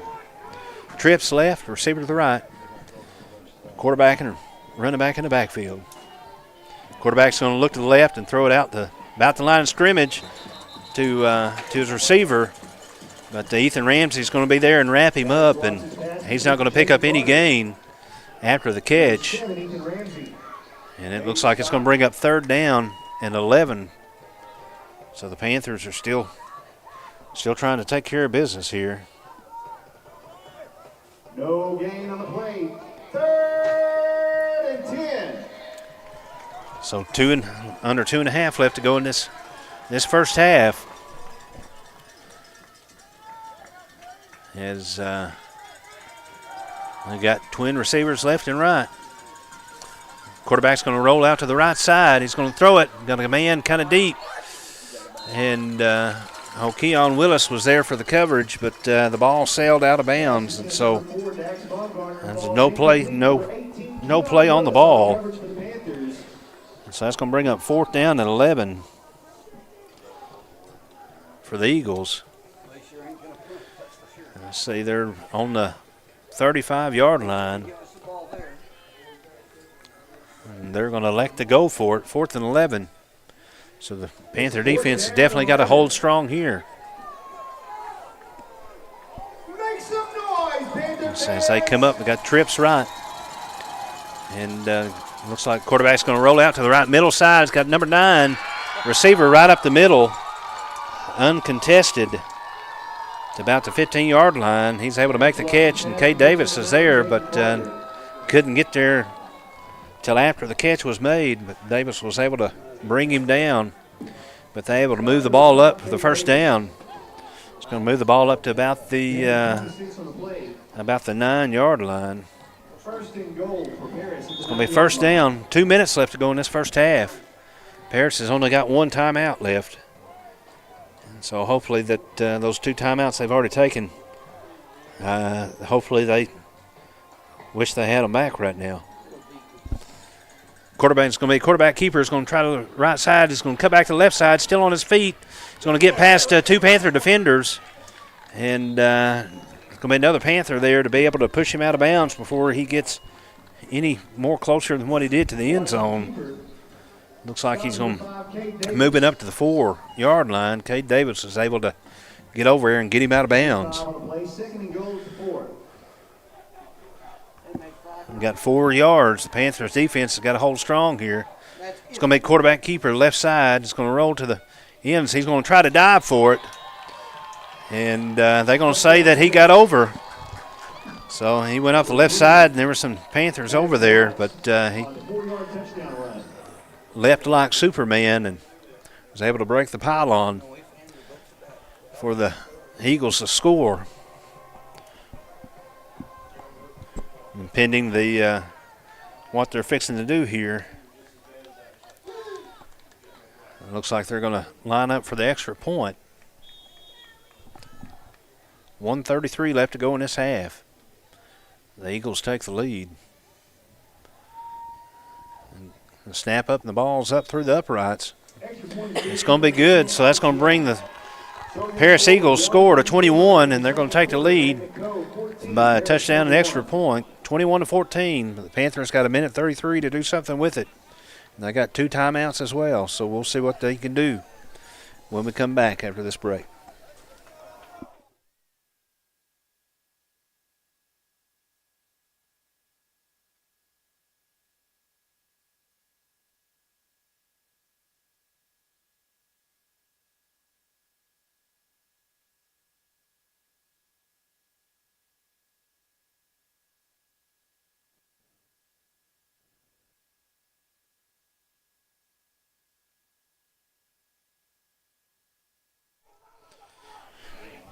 .133 left to go in this half.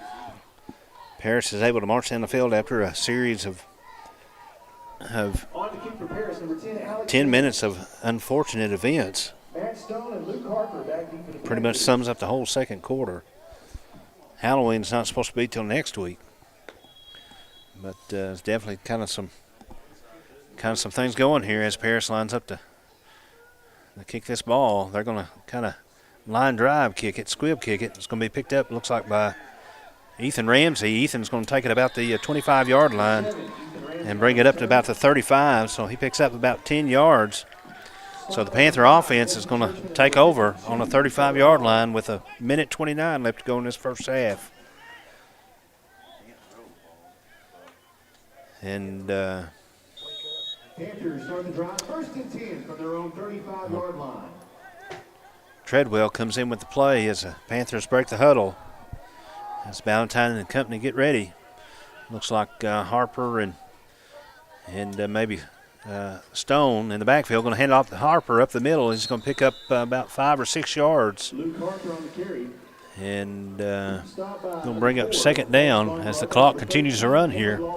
Got about 3 yards to pick up for the first down.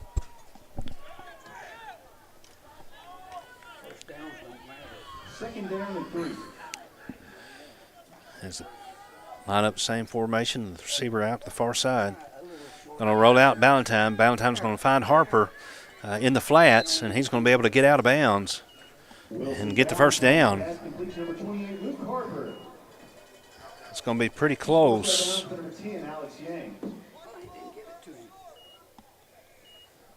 It's going to be just shy of the first down, so let's bring up third down. Third and short. 57 seconds left to go in this half. Panthers going to have to hurry up here. As they hand it off to Harper. Harper's going to kind of cut left middle, but he's going to be met about 2-3 yards after a gain, and it's going to be enough for the first down, but the Panthers going to call a timeout after the first down.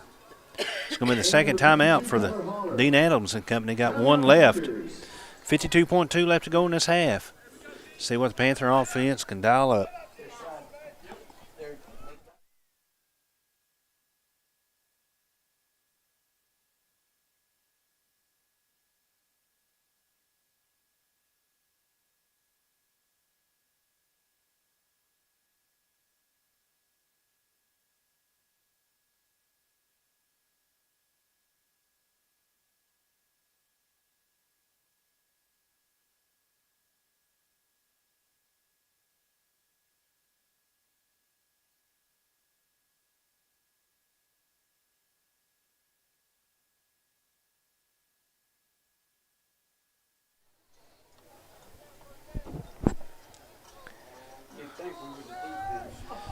Coming back after the timeout here. Panthers going to line up, Gaspin to the home sidelines in the receiver slot. Harper's going to come off in motion. It's going to be a pass out the middle, left side, and it's going to be overthrown. Gaspin was the intended receiver, but just too much on it by Ballantyne. Either that or just the position was off, but there is a flag on the play. It's going to be call's going to be holding on the Panthers. Definitely not productive. Holding is the call against the Panthers. With an incomplete pass. Worst case scenario with incomplete pass, you just start where you left off. It's going to bring up 2nd and 20 for the Panthers. Moves the ball back to the 37-yard line. 46.1 seconds to go in this half. And Sultan comes in with the play call.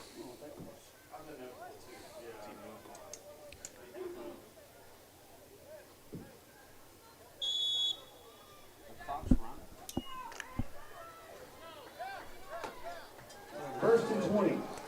So as the clock begins to run here, with Harper and Tugwell in the backfield, or Stone's going to hand it off to Davis. The double handoff, but Davis isn't going to be able to get anywhere. And it looks like maybe the Panthers are going to elect to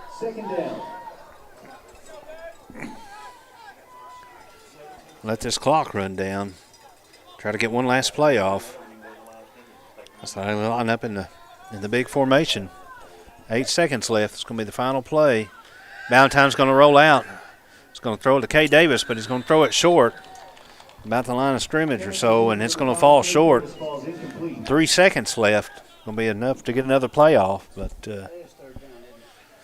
third down and long. Of course, that really don't matter with the 3 seconds left to go in the half.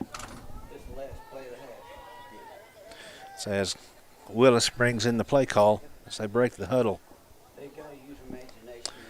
And Willis is going to go out and line up on far side, the receiver, with Harper and Stone in the backfield. Valentine's going to take it, and he's going to roll out to the right side. They're going to try to take it deep. Got Davis there, but he's going to get picked off about the 45-yard line, and that may be trouble. As they bring it to the 20, the 15, still on his feet. About the 14-yard line. Going to be another interception, but the Panthers were able to recover to keep them from getting in the end zone. That could have been very close to a bad way to end the half. And so that's going to be the end of this first half here on senior night. Paris is going to take the lead in the half, 21 with the Panthers 14. And hopefully Adams and company can make some good adjustments in halftime, and we'll see in about 20 minutes. So we'll see you back then. Thanks for joining us.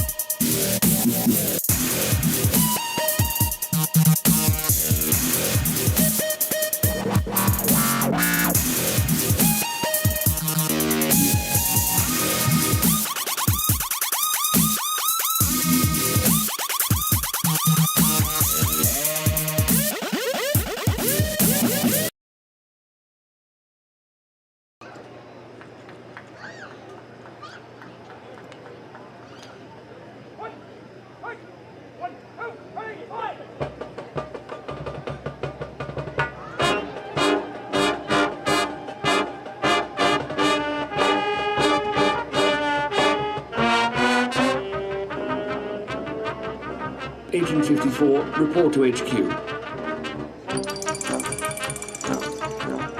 The world is depending on you.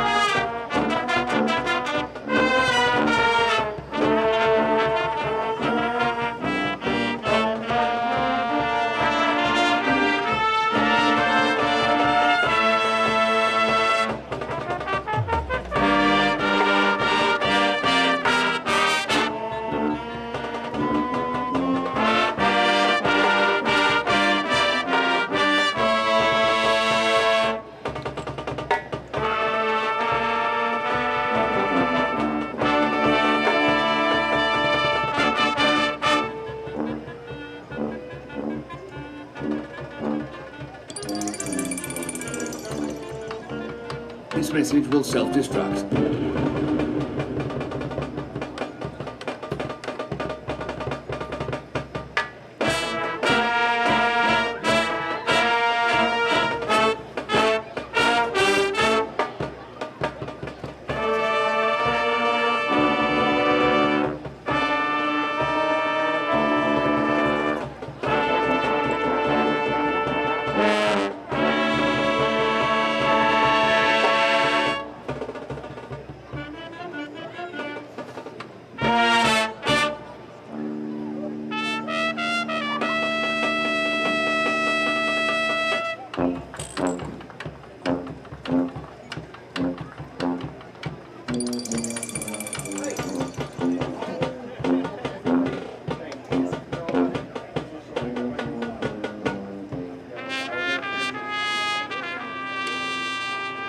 I knew she was trouble the moment I laid eyes on her.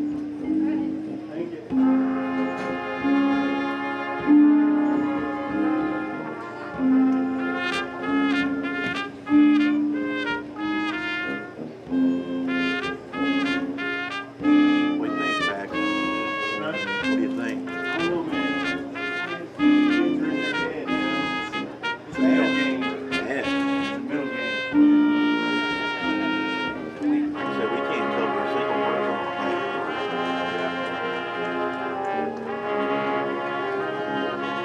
Well, it just means We we can't beat the throw last the game. ball.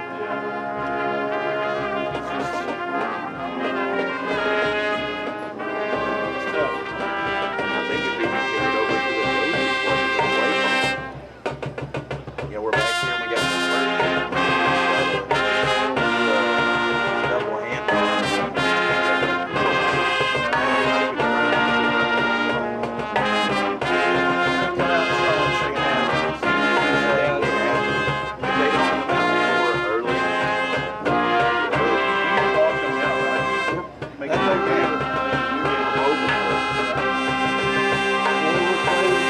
Wherever you go, wherever you run, I'll be there in the shadows, waiting.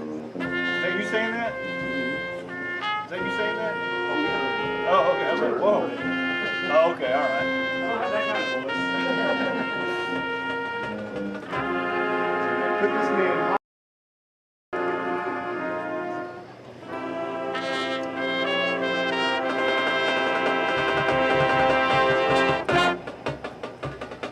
If they don't get some kind of start going, it's over.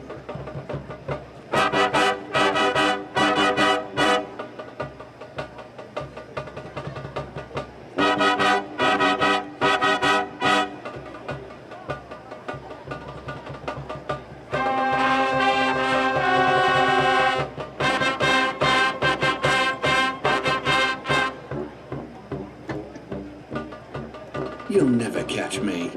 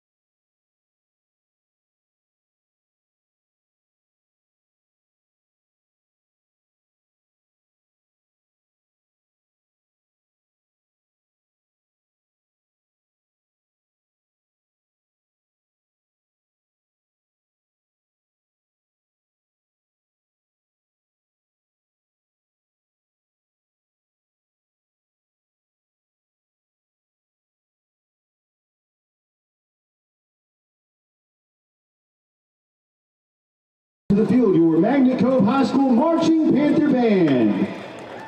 Under the direction of Mr. Andy Beck and field direction under drum major Alex Fortner.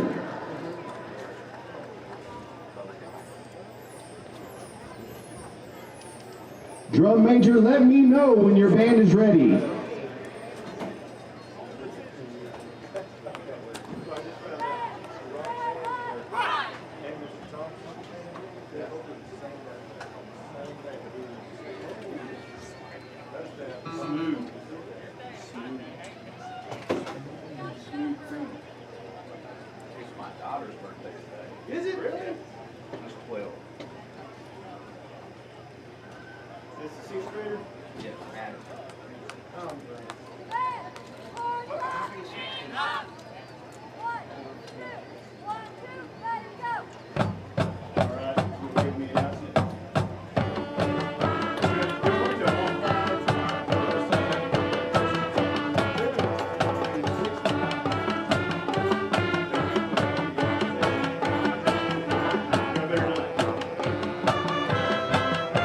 Pick up, Harold, you ahead.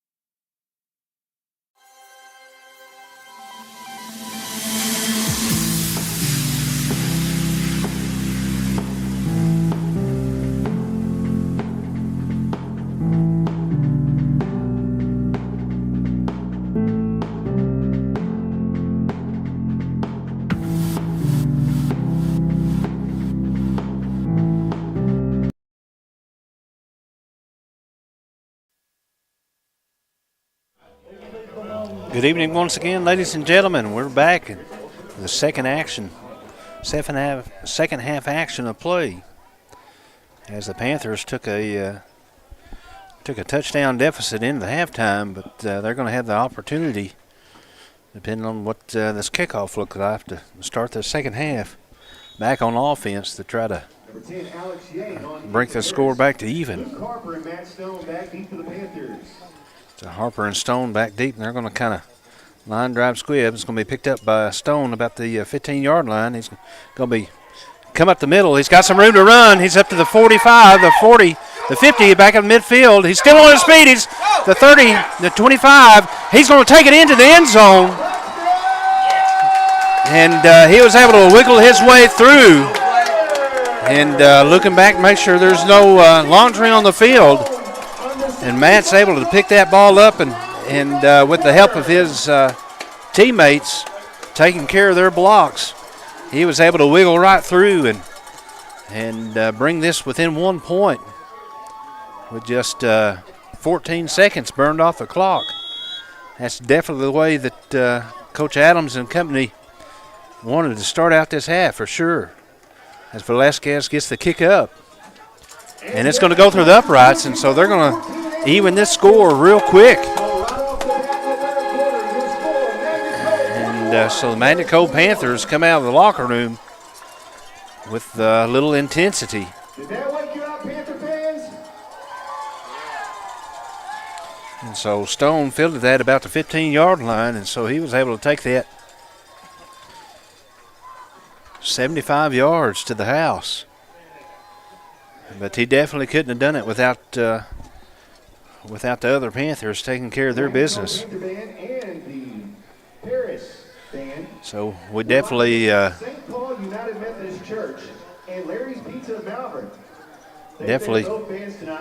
give credit to Stone for his effort in running and be able to see the lanes that he did to move. They definitely don't want to take away from the others who helped him do it.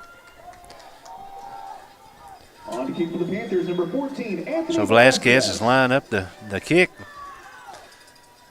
after the Panther touchdown return. And it's going to be fielded about the 20-yard line. And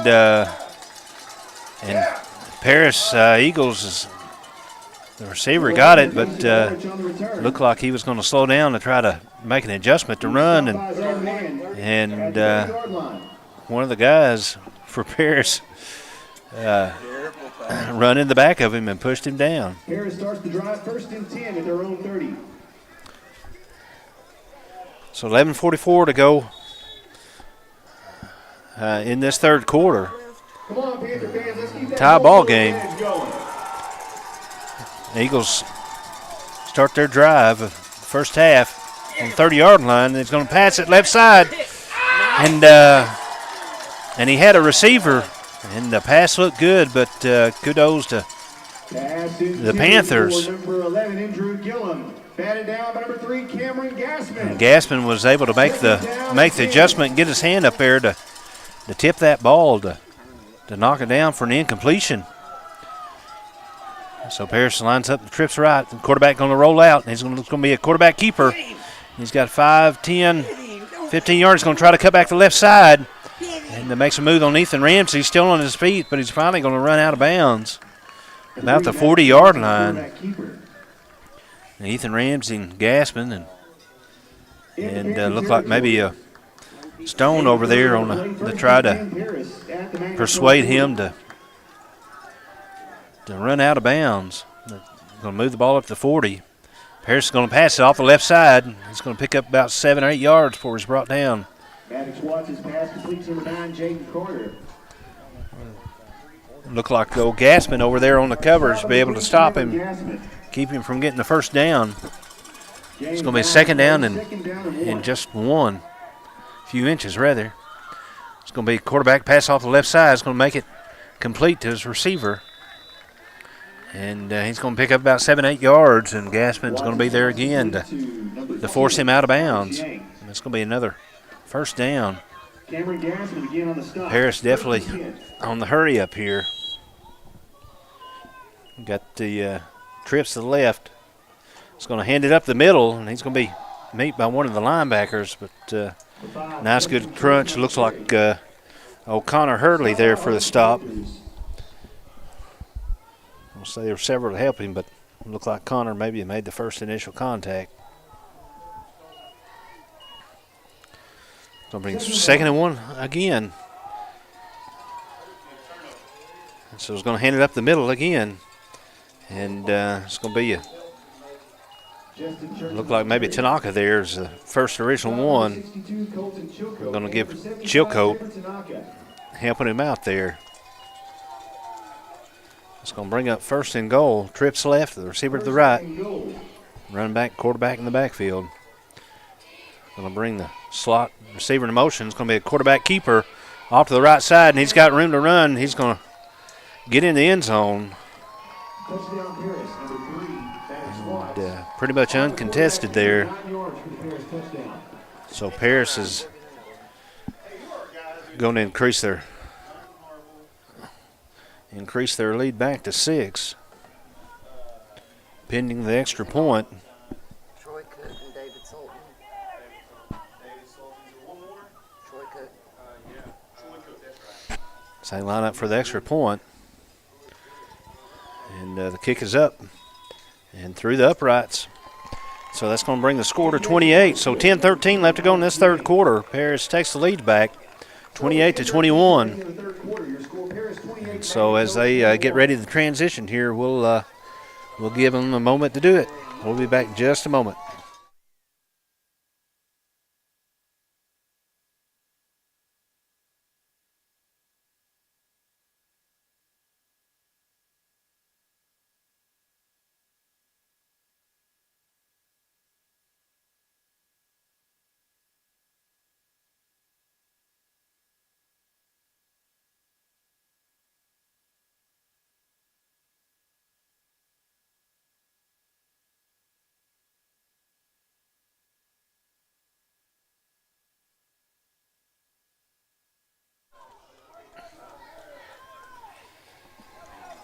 Here we come back. 10-13 left to go in the third quarter.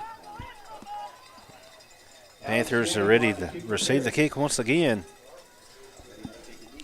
See if the Panthers can whip up some more magic here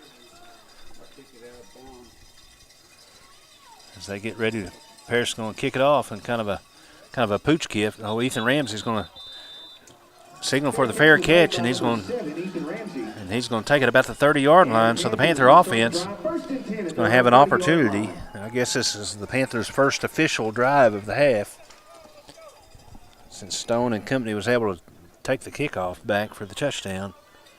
We'll start this half off as Sultan comes in with the play. See what Ballantyne and companies can execute here. Looks like Harper and to Stone. Hand it off to Harper. Harper is going to get up to the first down marker, pick up about 10 yards. That's Tugwell there in the backfield with him. No, the offensive line. Old River Williams, Preston Sawyer. Gain of 10 on the play. First and 10 Panthers. Treadwell comes in. And old Landon Smith, senior center. Ballantyne's going to hand it off to Tugwell. Tugwell's on the right side and has got some room to run. Followed behind Harper's block. Look like Cade Davis out there to kind of help push the block there. Gain of 9 on the play, 2nd and 1. So they're going to say he was just shy of the first down where his knee was, I guess, when it was brought down. So 2nd and 1, 49. As the Panthers line up in the big formation. Ballantyne's going to toss it off to Tugwell. Tugwell's going to take it, try to get to the outside. He's got to the 50 over the Paris territory. And get the 49. It's going to be enough for the Panther first down. Tugwell carries the magnet Cove, first down. Definitely like to see a lot more yards, but definitely take a new set of downs for sure. 20, Jude Rainwater, and number 4, Dax Baumgartner. It's old Jackson Haynes out there. It's hard to see that other side of the line with all the, when they're shoulder to shoulder looking this way. Ballantyne, the company lines up. It's going to hand off to Harper up the middle. Harper's got the left side, got some room to run, still on his feet. It's going to take 2 or 3 Eagles to bring him down. He's going to bring the ball down to about the 35-yard line and get a new series of downs for the Panthers. So we're just under the 9-minute mark here in the third quarter. Panthers definitely need to play with some fire and intensity and continue on through.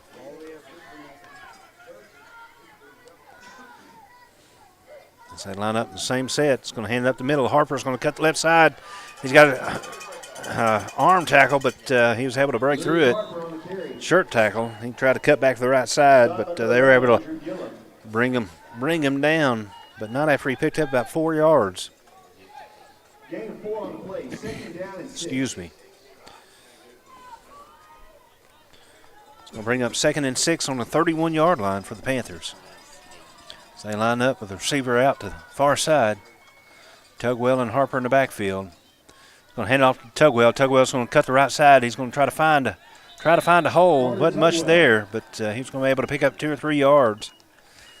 So good job by the offensive line of pushing through the initial block to give him at least a yard or 2 to pick up. As Willis comes in and Gassman comes out for a moment. Willis is going to go to the far side.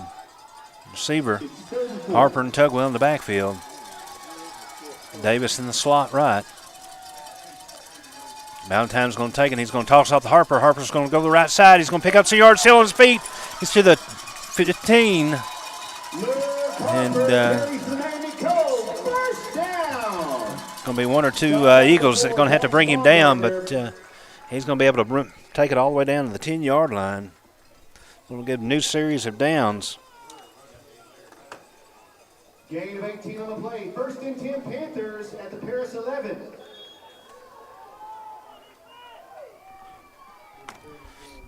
as they get ready.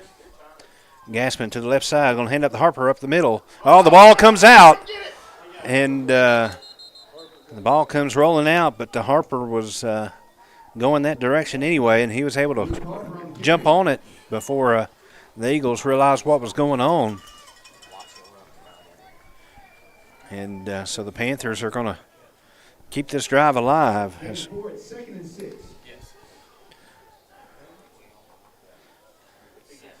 As the Panthers come up the line, 2nd and 6 on the 7-yard line, so they can still get a first down. Going to hand it up to Stone. Stone's going to push his way through, and he's going to cross the pylon. And so the Panthers are going to score with 6:43 left to go in this third quarter. And so the offensive line did a good job of opening that hole so he could push through it. And so the Panthers are one point away from tying this ball game up. As Velasquez lines up for the extra point. The snap's up, the ball's up. And he's going to get it through the uprights, and so the Panthers are going to tie this ball game up at 28. 6:43 left to go in this third quarter. It's all square right now. And so we'll take a moment as they get ready to transition.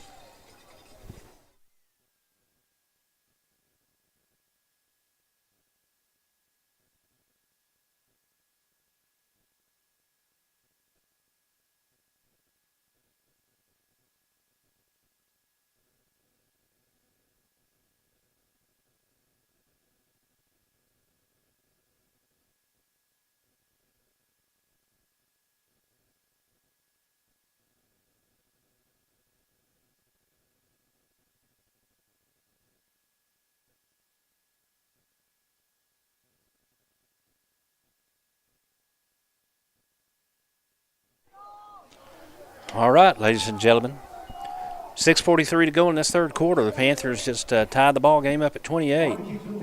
Velasquez and company are getting ready to kick this ball off.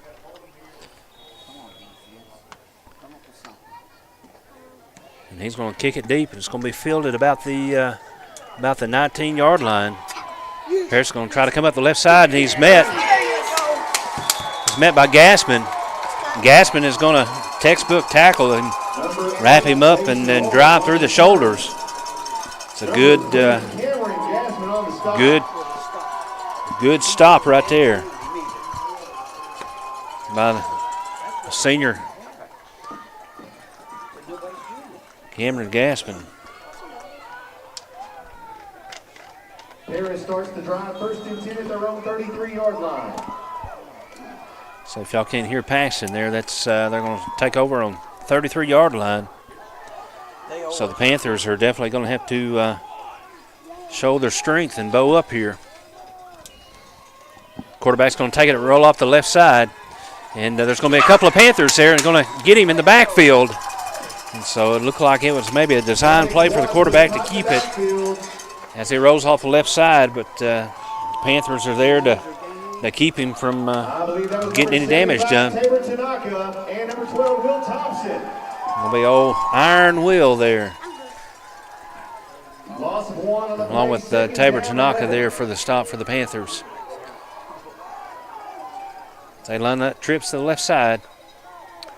It's going to be the quarterback's going to roll the option. He's going to fall it down, and quarterback was. I don't know. He looks kind of gassed. I don't know if he might have got shook up on that last play or not, but quarterback rolled out to the option, and he tried to maybe it come out of his hand, but he dropped the ball on the ground before it got to the running back. If Eagles are able to fall on it, it's going to be a big third down for the Panther defense to stop. And looked like it was designed the running back, number 5, was going to take it off the left side and try to throw it, but it wasn't even close to the intended receiver. And so that's going to bring up 4th down for the Eagles, 4th and a long 17 on the own 26-yard line. So it looks like maybe the Eagles are a little bit more gassed than than what the Panthers are right now.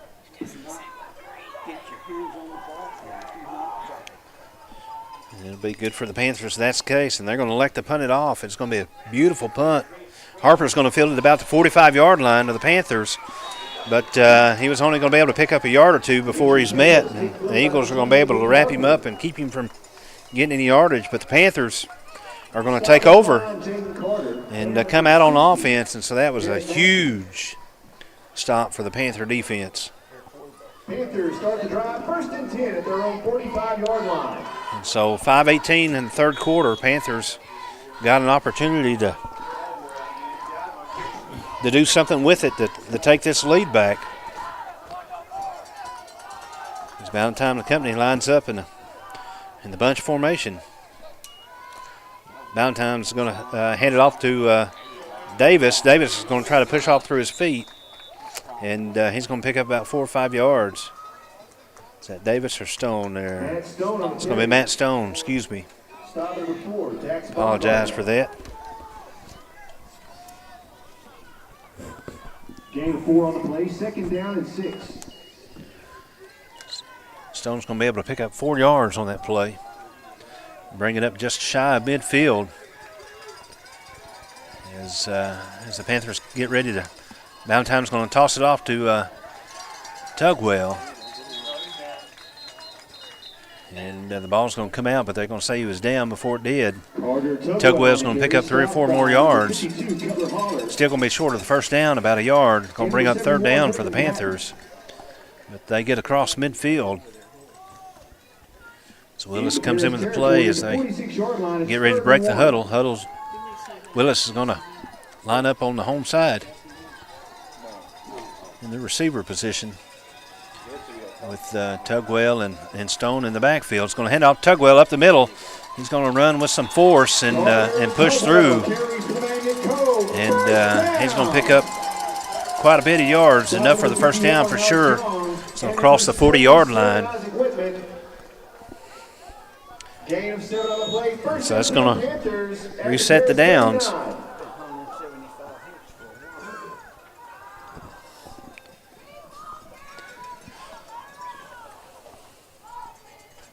As Treadwell comes in with the play.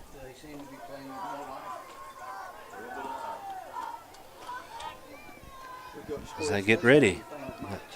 Gasson slot left, going to hand it off to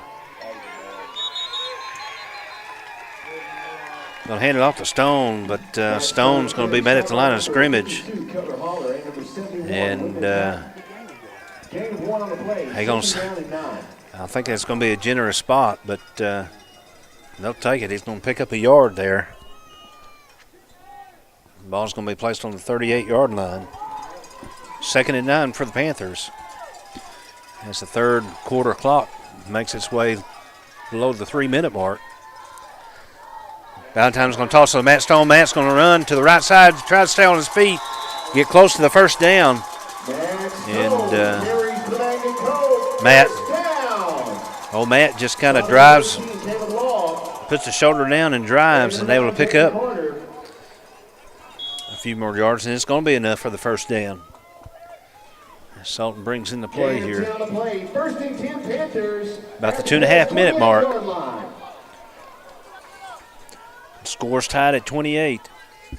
Panthers need to go 28 yards to change it. For the touchdown, at least. Valentine's going to hand it up to Stone. Stone's going to try to cut it middle and cut back right, but there's going to be a defender for the Eagles to keep him from doing it, but he's still going to pick up about 5 yards, maybe 6 yards. He's going to move the ball up to the 23-yard line, so that's going to be a 5-yard gain for Stone. Gain of 5 on the play, 2nd down and 5. Stone's definitely the man with intensity tonight, playing his last seasonal home game as a Panther. With the rest of these seniors. Valentine lines up under center. He's going to hand it off to Stone again. Stone's going to be met in the backfield, but he's going to be able to pick up maybe a yard or two after the first contact. Stopped by number 52, Keller Holler. as it moves the ball to about the 20-yard line. Gain of 4 on the play, 3rd and 1. It's about a nose ahead on the 19. So they're within the red zone. 3rd and 1. And they need to convert here. As Valentine lines up under center. Going to take it, and he's going to hand it off to Harper. Harper's met in the backfield, and that's definitely not what needed to happen. Caught in the backfield by number 71, Whitman Patton. Excuse me. So that's going to bring up 4th down for the Panthers. As the clock is up under a minute to go in this 3rd quarter. It's going to be 4th and 3. So Velasquez is going to come in. But Velasquez is not lining up to kick. He's going to line up in the receiver position. And see what Adams and company is going to run here. And they're going to toss off Luke Harper. Luke's going to take it. And it's going to be pretty close. We're going to see. It is going to be enough for a 1st down. And so gutsy play by Adams and company. As we get less than 30 seconds here, Harper had to reach for it, but he got the spot that he needed. So the ball's on the 17, under 20 seconds here. And Valentine's going to line up with a hard count, and Paris is going to bite on it. So that's going to stop the clock for just a minute. And as they reset it, as Sultan comes in, 10 seconds left to go in this quarter. Let's see if they get a playoff. It looks like they're not hustling, so that's going to be not going to get it off in time. And so that's going to be the end of the 3rd quarter. The Panthers got 1st and 5 on their own 12-yard line. This ball game's tied at 28. And so let's see if the Panthers got 12 more minutes left in them. And we'll come back in just a minute. Start of the 4th quarter.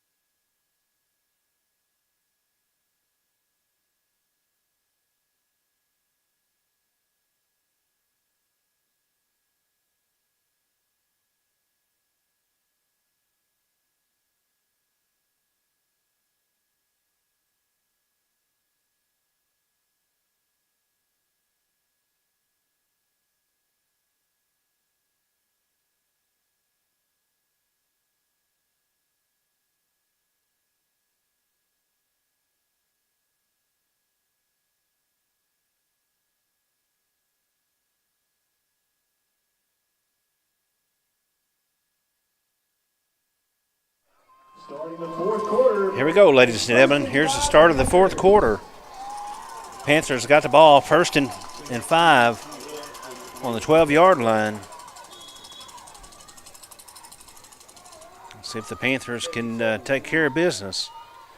Valentine's going to toss off the Harper. Harper's going to try to make a cut to the inside, and he's got enough. He's going to stay on his feet.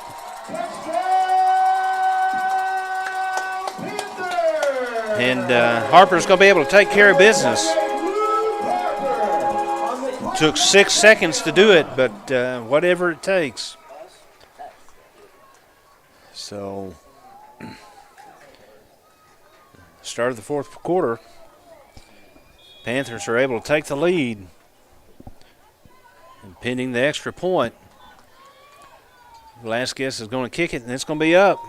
And it's going to be enough to get through the uprights, and so that's going to extend the Panther lead to 7. So the Panthers 35, the Paris Eagles 28. As we got 11:54 left to go in this ball game. So the Panthers defense definitely needs to be using their weight room efforts right now. Panther fans, give a big hand to your hard-working chain gang there on the far side. Jonathan Harbaugh, Art Valentine, David Sultan, and Troy Cook. Take a bow, guys.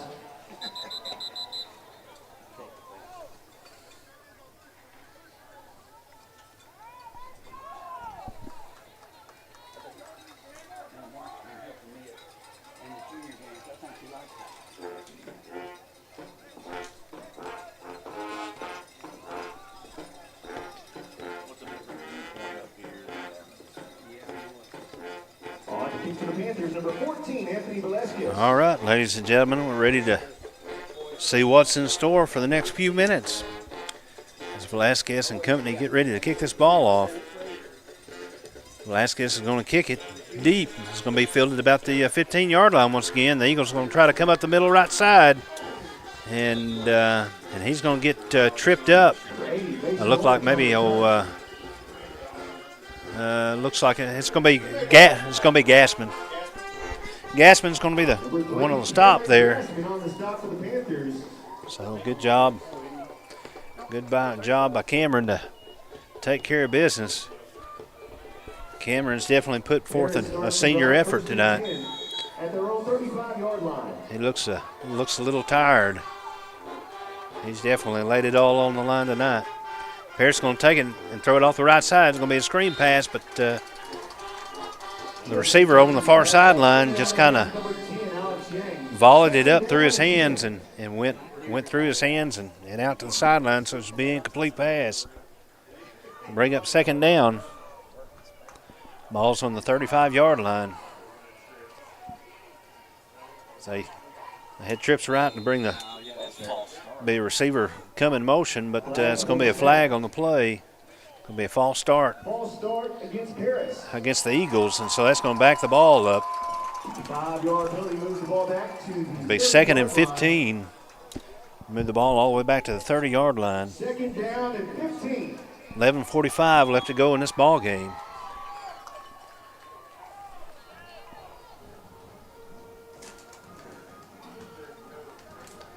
On this 71-degree, 9 o'clock October night. Parrish going to throw the ball off the right side.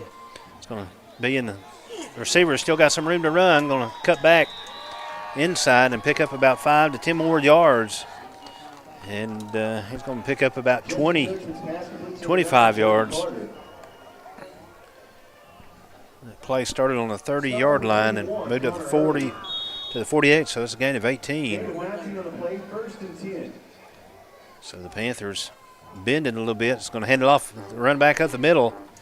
He's going to be met by the second line of defense of the Panthers.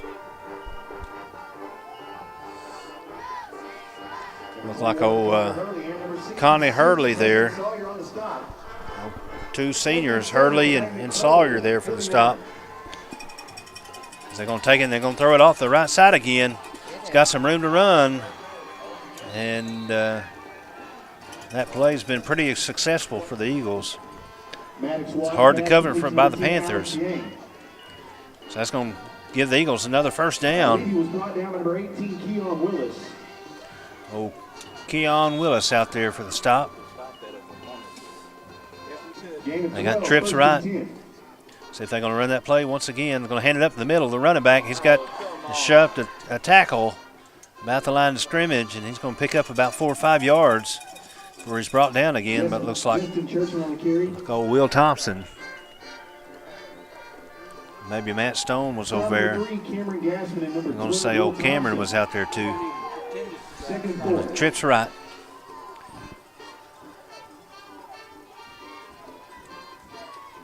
As they get ready to try to make adjustments here. Parrish is going to elect to throw the ball. It's going to be a quarterback keeper. He's going to drop it and run. He's got 5, going to run out of bounds, 5, 6 yards. going to be enough for a first down for the Eagles, so it keeps moving the chains as we get down to the 10-minute mark left in this game. Runs out of bounds at the 24-yard line. So they're going to say you got it up to the 24-yard line there.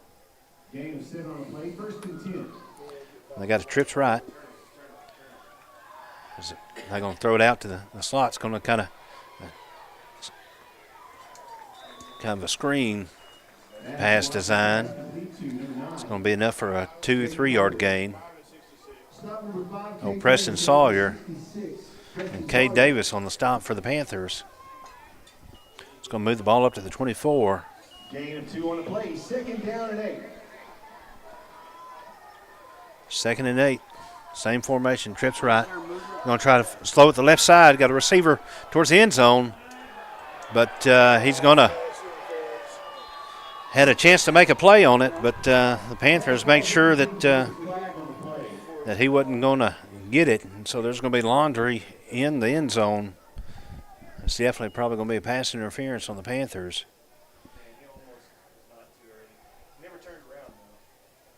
It looks like maybe Ramsey and Gassman over there on the coverage. Gassman's, I think, the one that made the initial contact, and it might have been a good play. Gassman just didn't get his head around to look so it was going. Gassman was a little winded when he got up. The Eagles are going to hand it up the middle. The running back's going to try to stay on his feet, and he was able to kind of shuffle at the line of scrimmage, be able to shrug off that first initial contact, but the Panthers stayed with him and brought him down for a no gain. Ball's on the 11-yard line. Quarterback's going to roll off the right side. He's going to tuck it and run, and he's going to get over the pylon there and score. 9:11 to go in this ball game. Maddox Watts on the 11-yard touchdown run. So, look like a design quarterback keeper. See what Paris elects to do here. They're 1 point shy. Magnus Linden 35-34. Eagles are going to elect to try to go for 2 to try to take the lead here. And looks like they're going to be another false start. False start is the call against Paris. False start on Paris. Looks like maybe a legal formation. Receiver's not lined up. It almost makes you think that this is kind of some new play sets for Paris, because they saw some things that they wanted to try to do tonight. And you would definitely think that this late in the season, those things wouldn't be an issue. So on the extra point, Paris is going to elect to go for the kick. And after that penalty, and they're going to be able to be successful in the try, and so that's going to bring the score back to even. All square, 35-35, with 9:11 left to go in this ball game. After this kickoff, Panthers, unless something happens, going to have a chance to try to eat some time and make some scores. See what Adams and company decides to do. We'll be right back.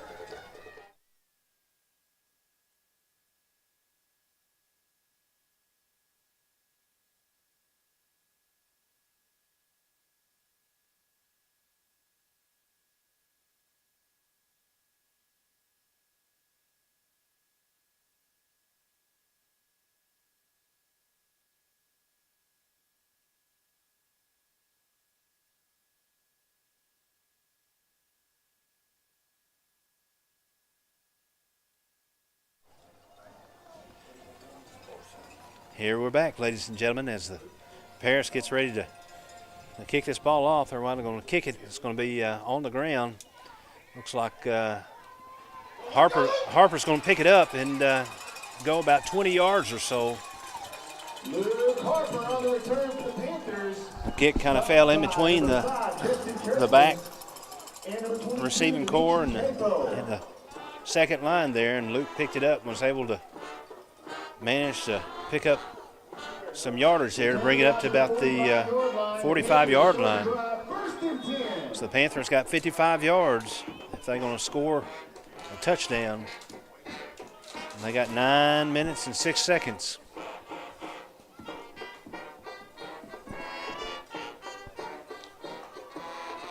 Panthers offense definitely need to keep the Rockets going. Willis is going to line up on the near sideline. He's going to hand it up to Stone. Stone's going to come up the middle. Oh, it's going to drop the ball. He's going to get up about 10, 11 yards, and he's going to try to drive through it. And in the process, the ball come out, but he was able to fall on it. But Stone's going to kind of come off the field with a little limp. Looked like maybe he just turned ankle a little bit when he's they're trying to get him down maybe.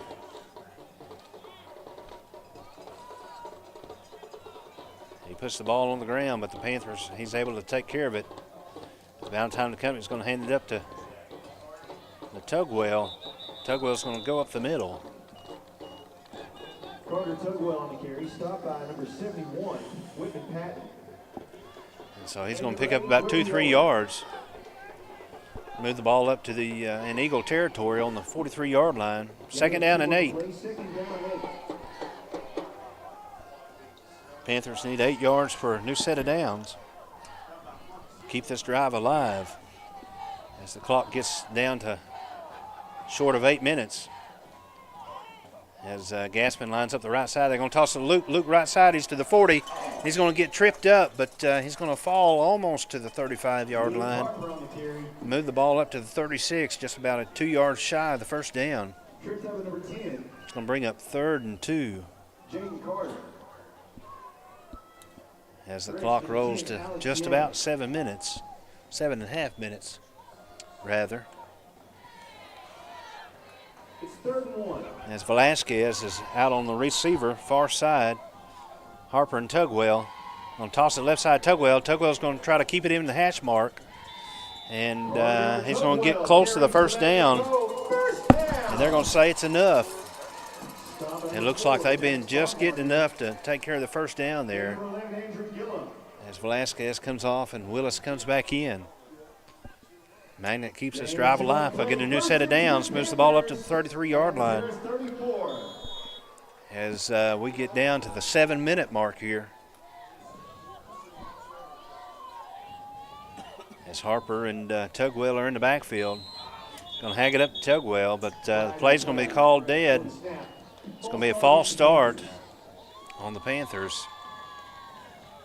And so that's going to stop it there for a minute, back it up 5 yards. Still going to be first down for the Panthers. Just going to make 15 more yards that they're going to have to pick up to get the first down. Ball moves back to the 39-yard line. Clock continues to tick under 7 minutes. Gaspin lining up the receiver far side. Davis in the slot. Harper and Tugwell. Tugwell's hand off to Tugwell. Tugwell's going to keep it up the middle and move it up to about the 35-yard line. So he's going to pick up about 4 yards, bring up about 2nd and 11. As we're under 6.5 minutes now.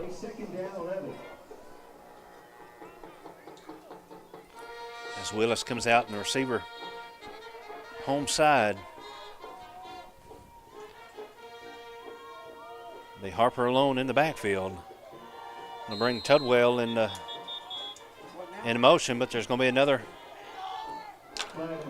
flag on the play. It's going to be another dead ball false start on the Panthers. 5-yard penalty, moves the ball back to the 40-yard line. It's 2nd and 16.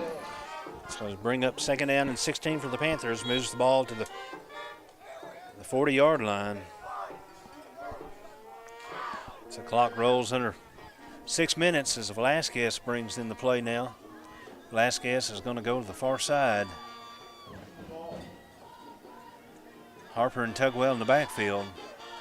Valentine up under center. Davis in the slot. Going to throw it to toss it to Carter.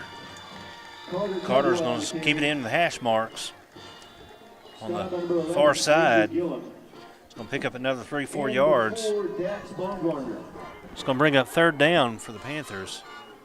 Be third and about 3. Excuse me, third and 13. 3 yards to get back to the original line of scrimmage. It's 3rd and 13. Clock gets down to 5-minute mark. Sultan brings the play in. They're going to line up with a tight end set. 2 in the backfield. It's going to be the double handoff. Going to give it to Davis. Davis is going to try to come up to the right side. It's going to get about 4 yards for the pickup. Going to get back to the original line of scrimmage. It's going to bring up 4th down for the Panthers. They need 4th and 10 yards to go. 4th and 10. Clock winds down to the 4.5-minute mark. See what the Panthers are going to do here. See if Adams and company's going to try to draw them off sides and maybe call a timeout. Davis rolled out the right side. It's going to be pass it. Valentine's going to throw it to Luke. Luke's got it at about the 25-yard line. 20 still on his feet. He's going to get tangled up and fall down to about the 10-yard line. And so that's going to be enough to keep the Panthers drive alive. First down. It's good after the play. Hustle by Luke. Good pass by Valentine. Take care of business there. Gain of 24 on the play. 1st and 10 Panthers. It's going to be a 24-yard pickup. Most importantly, it keeps the drive alive with a new set of downs, and the clock's still running below the 4-minute mark. Valentine's lines up. It's going to hand it off to Tugwell. Tugwell's going to follow Harper's lead and still on his feet and drive through and cross the pylon for the score. Good series of downs for the Panthers. Burns about 5 minutes or so off the clock. And they take the lead once again, pending the extra try here. Ball's going to get up. Velasquez gets it up, and he's got enough leg for it. And it's dead center, and so that's going to increase the Panther lead to 42. So 3:57 left to go in this ball game. Cove Panthers are leading it by 7, 42-35. So definitely the Panthers' defense is going to have to stop the pass, because that's definitely what I'm sure the Paris Eagles are going to try to do. So as they get ready to do the switcheroo here, as Smeltzer tells his special teams guys what the plan is, they come out on the field. You got from home side to far side, you got Willis, Tugwell, Treadwell, Hurley, Will Thompson, Preston Sawyer, Cade Davis. Looks like old Colton Chilcote, Cameron Gassman, and old Ethan Ramsey, with Velasquez doing the leg work.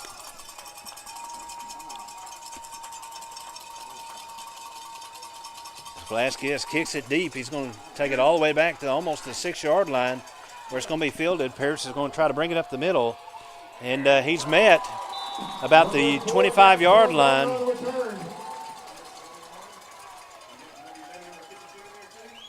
Looks like maybe I'm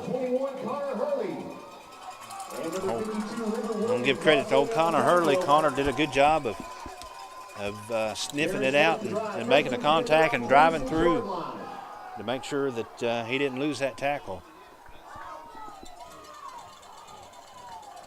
Good job, senior Connor Hurley.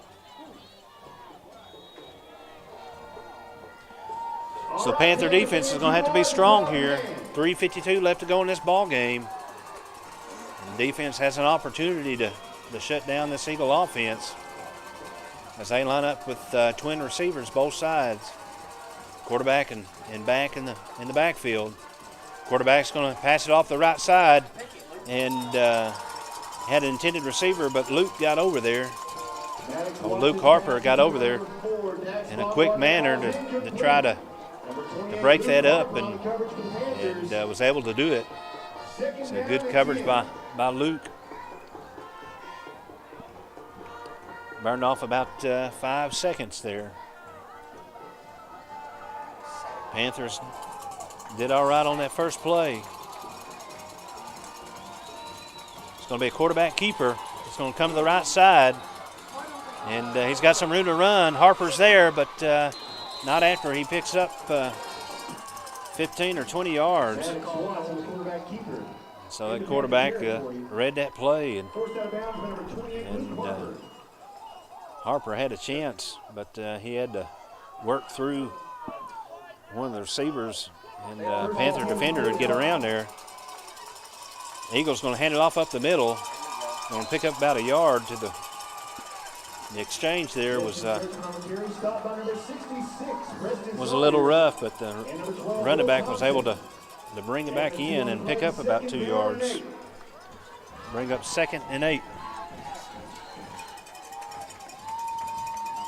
About the 44-yard line.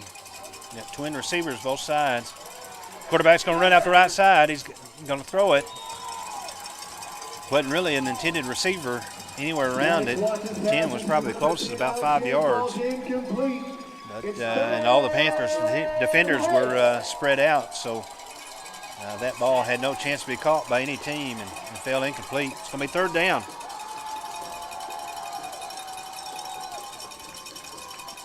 So as they Eagles check the play, twin receivers, running back in the backfield. Quarterback is going to roll to the right side. Looks like it's going to be the quarterback design play. Still going to be on his feet, but Luke's going to be able to trip him up. But he's still going to be enough to pick up the 1st down. He got about 10 yards there. And so that moves the ball down to the 34-yard line, 33-yard line, as the clock gets below 3 minutes. Panthers defense is going to have to hold strong. It's going to be another screen pass out the right side, but the intended receiver looked like he was trying to gain yards before he caught it. The classic no-no for a receiver. Make sure you get the ball caught, but fortunately for the Panthers, he didn't. It fell incomplete. 2:51. 2nd and 10. Going to hand it off up the middle of the running back, but he's going to pick up maybe a yard or two before looks like old Preston Sawyer and old Will Thompson was in the mix of that. Number 66, Preston Sawyer. It's going to bring up 3rd down and 8. Trips right. Quarterback's going to roll to the right side once again. He's going to try to keep it. Sawyer tried to get there and shake him up, but he was able to get around Sawyer. But OK Davis was there and forced him out of bounds before he got too much yardage. It's going to be 4th down and 7. 2:22 left to go. Ball's on the 30-yard line. So Panthers going to have to stop here. They got twin receivers, left and right. And Paris is going to be called for another false start once again. And so that's going to, the laundry on the field is going to back them up another 5 yards. 35. So that's going to put them to the 35-yard line. 2:20 to go. 4th and 13. But the Panthers are going to have to bow up and keep the big pass play from happening. Going to be trips left to the home side. Receiver off to the right. Quarterback and running back in the backfield. See what's going to happen here. Quarterback's going to take it. He's going to try to roll. He's being flushed. He's going to throw it. Got a right receiver, and it's going to get caught. And he's going to fall in the end zone. Gassman was over there for the coverage. Gassman was was just starting to turn around and had a play on the ball to stop it, but he wasn't able to take care of business. And so Paris is able to receive that pass and fall in the end zone. And so it looks like it's the Panthers are going to want to take a timeout to talk about this next extra point try. Paris looked like they were going to try to line up to go for the extra point for the win. There's 2:13 left to go in this ball game. The Panthers lead it right now, 42-41. And the Panthers call a timeout to make sure that they are on the same page on what's going to go down with this, with what appears to be a 2-point conversion try for Paris to try to take a 1-point lead.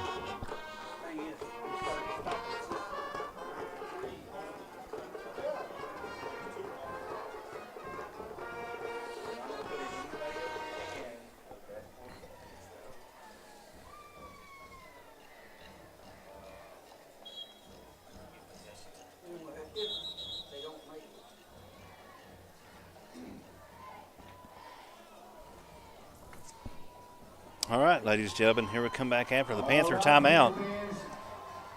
Panthers have got to stuff them here. So Paris is definitely going to line up for two. Twin receivers, both sides. Going to bring receiver into motion. It's going to be a quarterback keeper. He missed him. We had him in the backfield and missed him. Oh, there's a guy all the way to far to the right side. It's still going to play. And quarterback was scrambling, had 4 or 5 Panthers there. The Eagles had a receiver far corner in the end zone, and quarterback was able to find him and throw it, and the Panther looked like Harper couldn't get over there in time, and he was able to bring it in, but there was a flag on the play. It's going to be holding on the Panthers. It's going to be the flag, and so they're going to wave off that penalty, and the 2-point conversion is going to be good. So the Paris Eagles are going to take a 1-point lead with 2:13 left to go in this game. Paris 43, Cove 42. Panthers have got 2 timeouts here. No, they've only got 1 timeout. So they took a timeout the first. They got 2. So they're saying they got 2. I thought they had taken a timeout at the beginning of the 4th quarter. Maybe I'm wrong. I hope I'm wrong.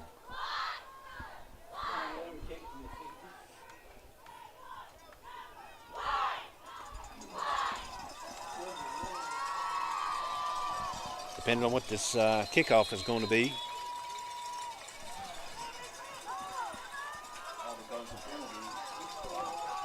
$2:13 left to go in this ball game. Panthers trail by 1, 43-42. 2 minutes and 13 seconds is plenty of time. What do you think, Panther fans? Number 10, Alex Yang on to kick for Paris. Matt Stone and Luke Harper back in. So as the Panthers get ready to receive this kick, and they're going to kick it off, and it sails almost to the 1 or 2 yard line. And Stone's going to take it up to the left side. He's back up to the 10, the 15. He's going to stay on his feet, and he's going to bring it all the way about to the 20 yard line. Stop number 52, Keller Holler. And number 80, Mason Ehrlich. So the Panthers are going to take over. They got 21-yard line. They got 80 yards to go for a touchdown, but Velasquez has been pretty good with his kicks tonight. They got 2 minutes and 6 seconds. 80 yards to go, 1st and 10. They line up in the bunch formation. Going to run out to Valentine. Valentine's going to check down to Hurley. about 10 yards deep, but Valentine's had to throw on his back foot and threw it short. It's going to fall incomplete. So it's going to bring up second down. Burned 4 seconds off the clock. 2:02 left. As the Panthers definitely got to keep the ball rolling. Going to toss off to Harper. Harper's going to cut the right side middle. He's got some room to run. He's up to the 30, the 35, the 40, the 45, the 50, the 50, back to 40, the 35. He's going to be wrestled down about the 34-yard line. And that was a huge run by old Luke Harper. Trying to turn the burner zone. And that ball is all the way down to the 32, 33-yard line. That one play burned 10 seconds off the clock. 1:52 left to go as the clock starts rolling here. As Tugwell and Harper line up the backfield, gasping out the far side. Going to toss off the Tugwell. Tugwell's going to cut left side. Going to pick up 2-3 yards, bring it up the 30-yard line. Stop number 71, Whitman Patton. Come on, guys. Minute and a half left to go in this game. And number 11. As they try to swap the balls out here. Wasting time. Come on. Game 4 on play, second down and 6. Down to a minute 17. Panthers coming up to the line of scrimmage. Second down and 6. Going to hand it off to Tugwell. Tugwell's going to come at the middle. He's going to be met at the just about the line of scrimmage and pick up about 2 yards. Adams is going to call a timeout here with 1:02 left to go in this game.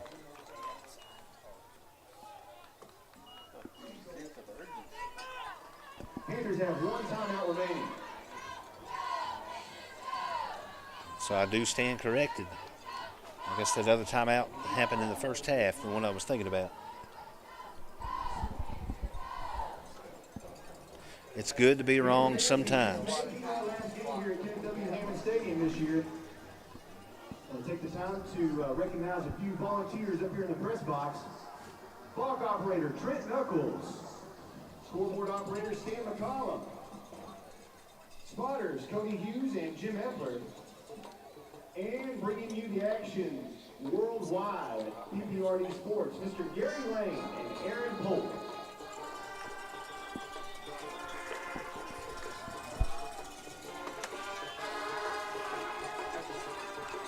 All right, ladies and gentlemen, here we go after that second timeout. Panthers have got 3rd and 4. 1:02 left to go in this game.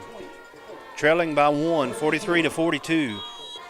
They got 27 yards to get in the end zone, but most importantly, they need the 4 right here to get a new set of downs.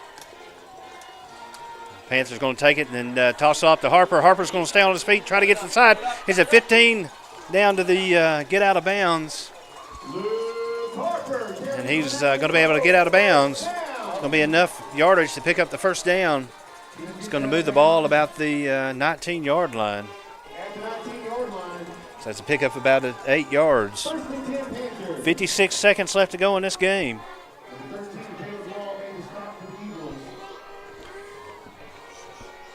The Panthers have got to score somehow in order to win this ball game, whether it's by field goal or touchdown. 56 seconds go. Harper and Tugwell in the backfield. Valentine's going to take it and hand it off to Tugwell. Come on. It looks like it's going to be a false start on the Panthers. Definitely not what you want to have happen right now. But it's not the end of the world. 54.8 seconds left. It's going to move the ball back to about the 24. 1st and 15, but most importantly, 54.8 seconds, trailing by 1. As Harper and Tugwell line up in the backfield with Davis in the slot. They're going to roll outside, but Panthers had a man open, but missed him. And Valentine throws it away. 50.7 seconds. Incomplete pass. Second down. Panthers can still get a first down. They need 15 yards to do it. Ball's on the 24. Yeah.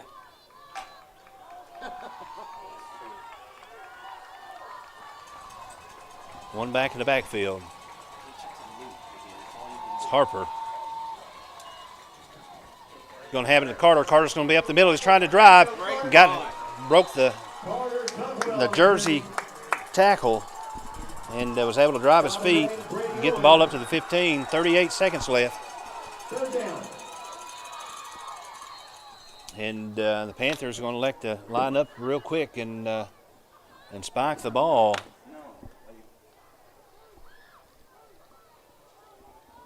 Why don't you call timeout? So they didn't spike the ball. Adams elected to call the timeout. So it's going to be third down. And timeout Panthers is going to be the final.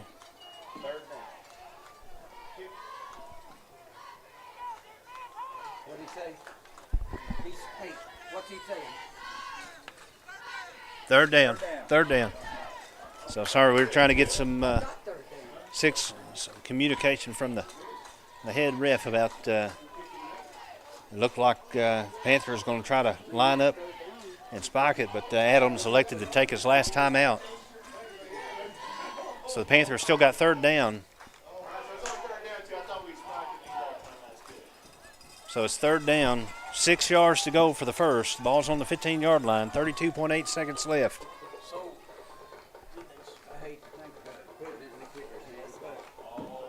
To go in this last home game of the season. Of the regular season, that is.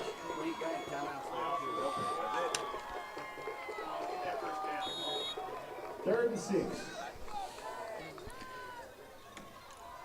Third and 6 as Valentine and Company comes out. He's going to hand it off to Tugwell. Tugwell up the middle, right side. He's going to get up to about the 10-yard line. It's going to be, and see what's going to happen here. It's going to be a call to timeout by the defense. So Paris is going to take a timeout.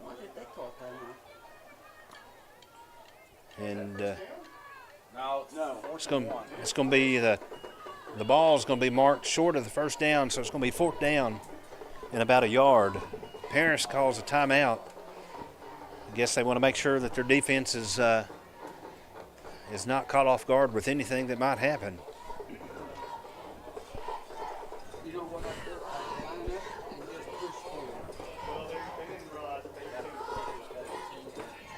So we'll just chill here for a second as both teams discuss their game strategy here.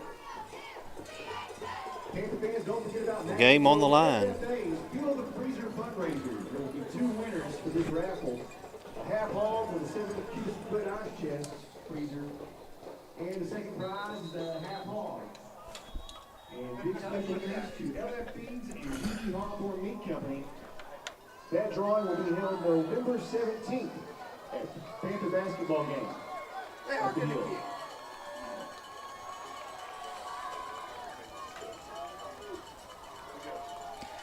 All right, ladies and gentlemen, the Panthers are going to elect to kick a field goal here.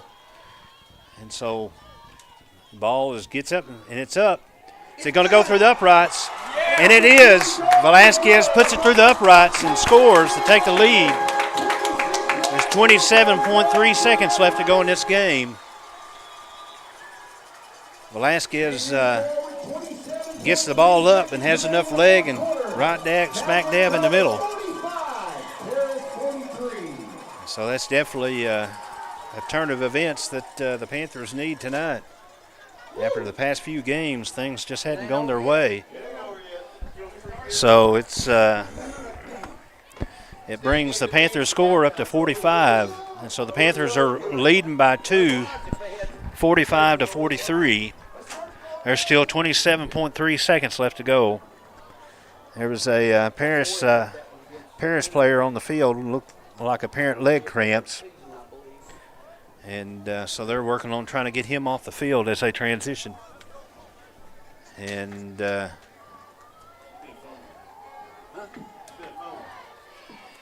kind of see what happens here. 27.3 seconds is still a lot of time left to go. The Panther defense is going to have to definitely give it all they got right now.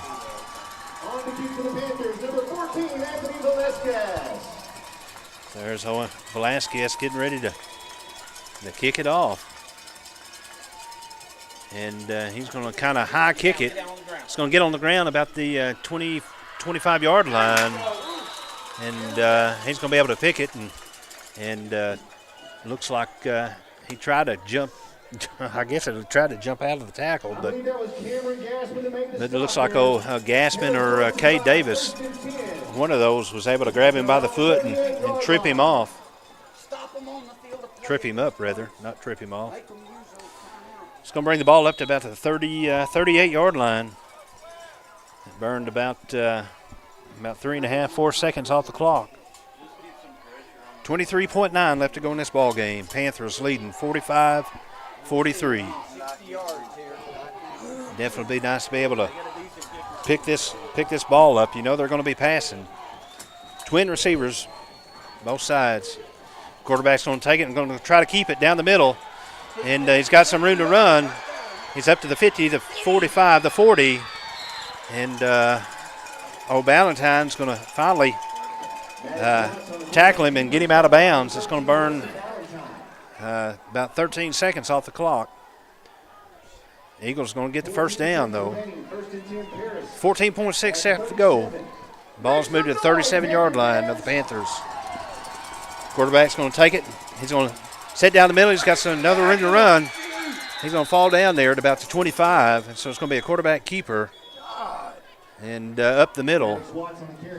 And see where they mark the ball. They're going to mark the ball about the 24-yard line. It burned all but 7.8 seconds left on the clock here. Paris is going to take their take a timeout here to stop it. And so we're going to see what to do as they take this timeout. Gives an opportunity for the Panther defense to make sure that they're on the same page and they're ready to take care of this business here. As both teams come from off the sidelines. I believe that was Paris's last time out. 7.8 seconds left. Paris is going to line up and trips to the right, receiver to the left. Same set they run all night. Quarterback's going to roll off to the right side, and he's going to kind of pass it, and he's going to have his man. He's going to catch it. It looks like he's going to fall. He's going to fall out of bounds. It's going to be about a 1 or 2 yard pickup. 3.3 seconds left.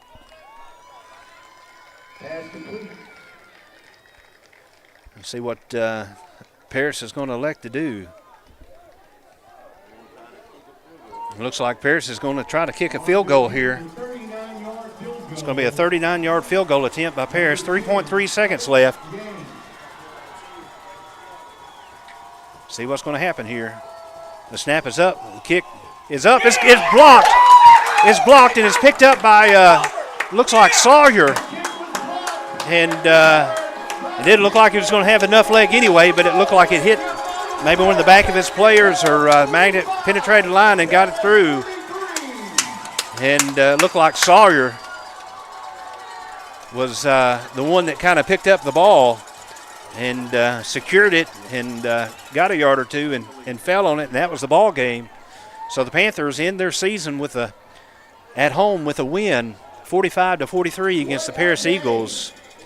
And so it's definitely a game that the Panthers needed, considering how the past few games have gone. And so the Panthers are going to finally get a win, another in the win column, and they're going to end their season.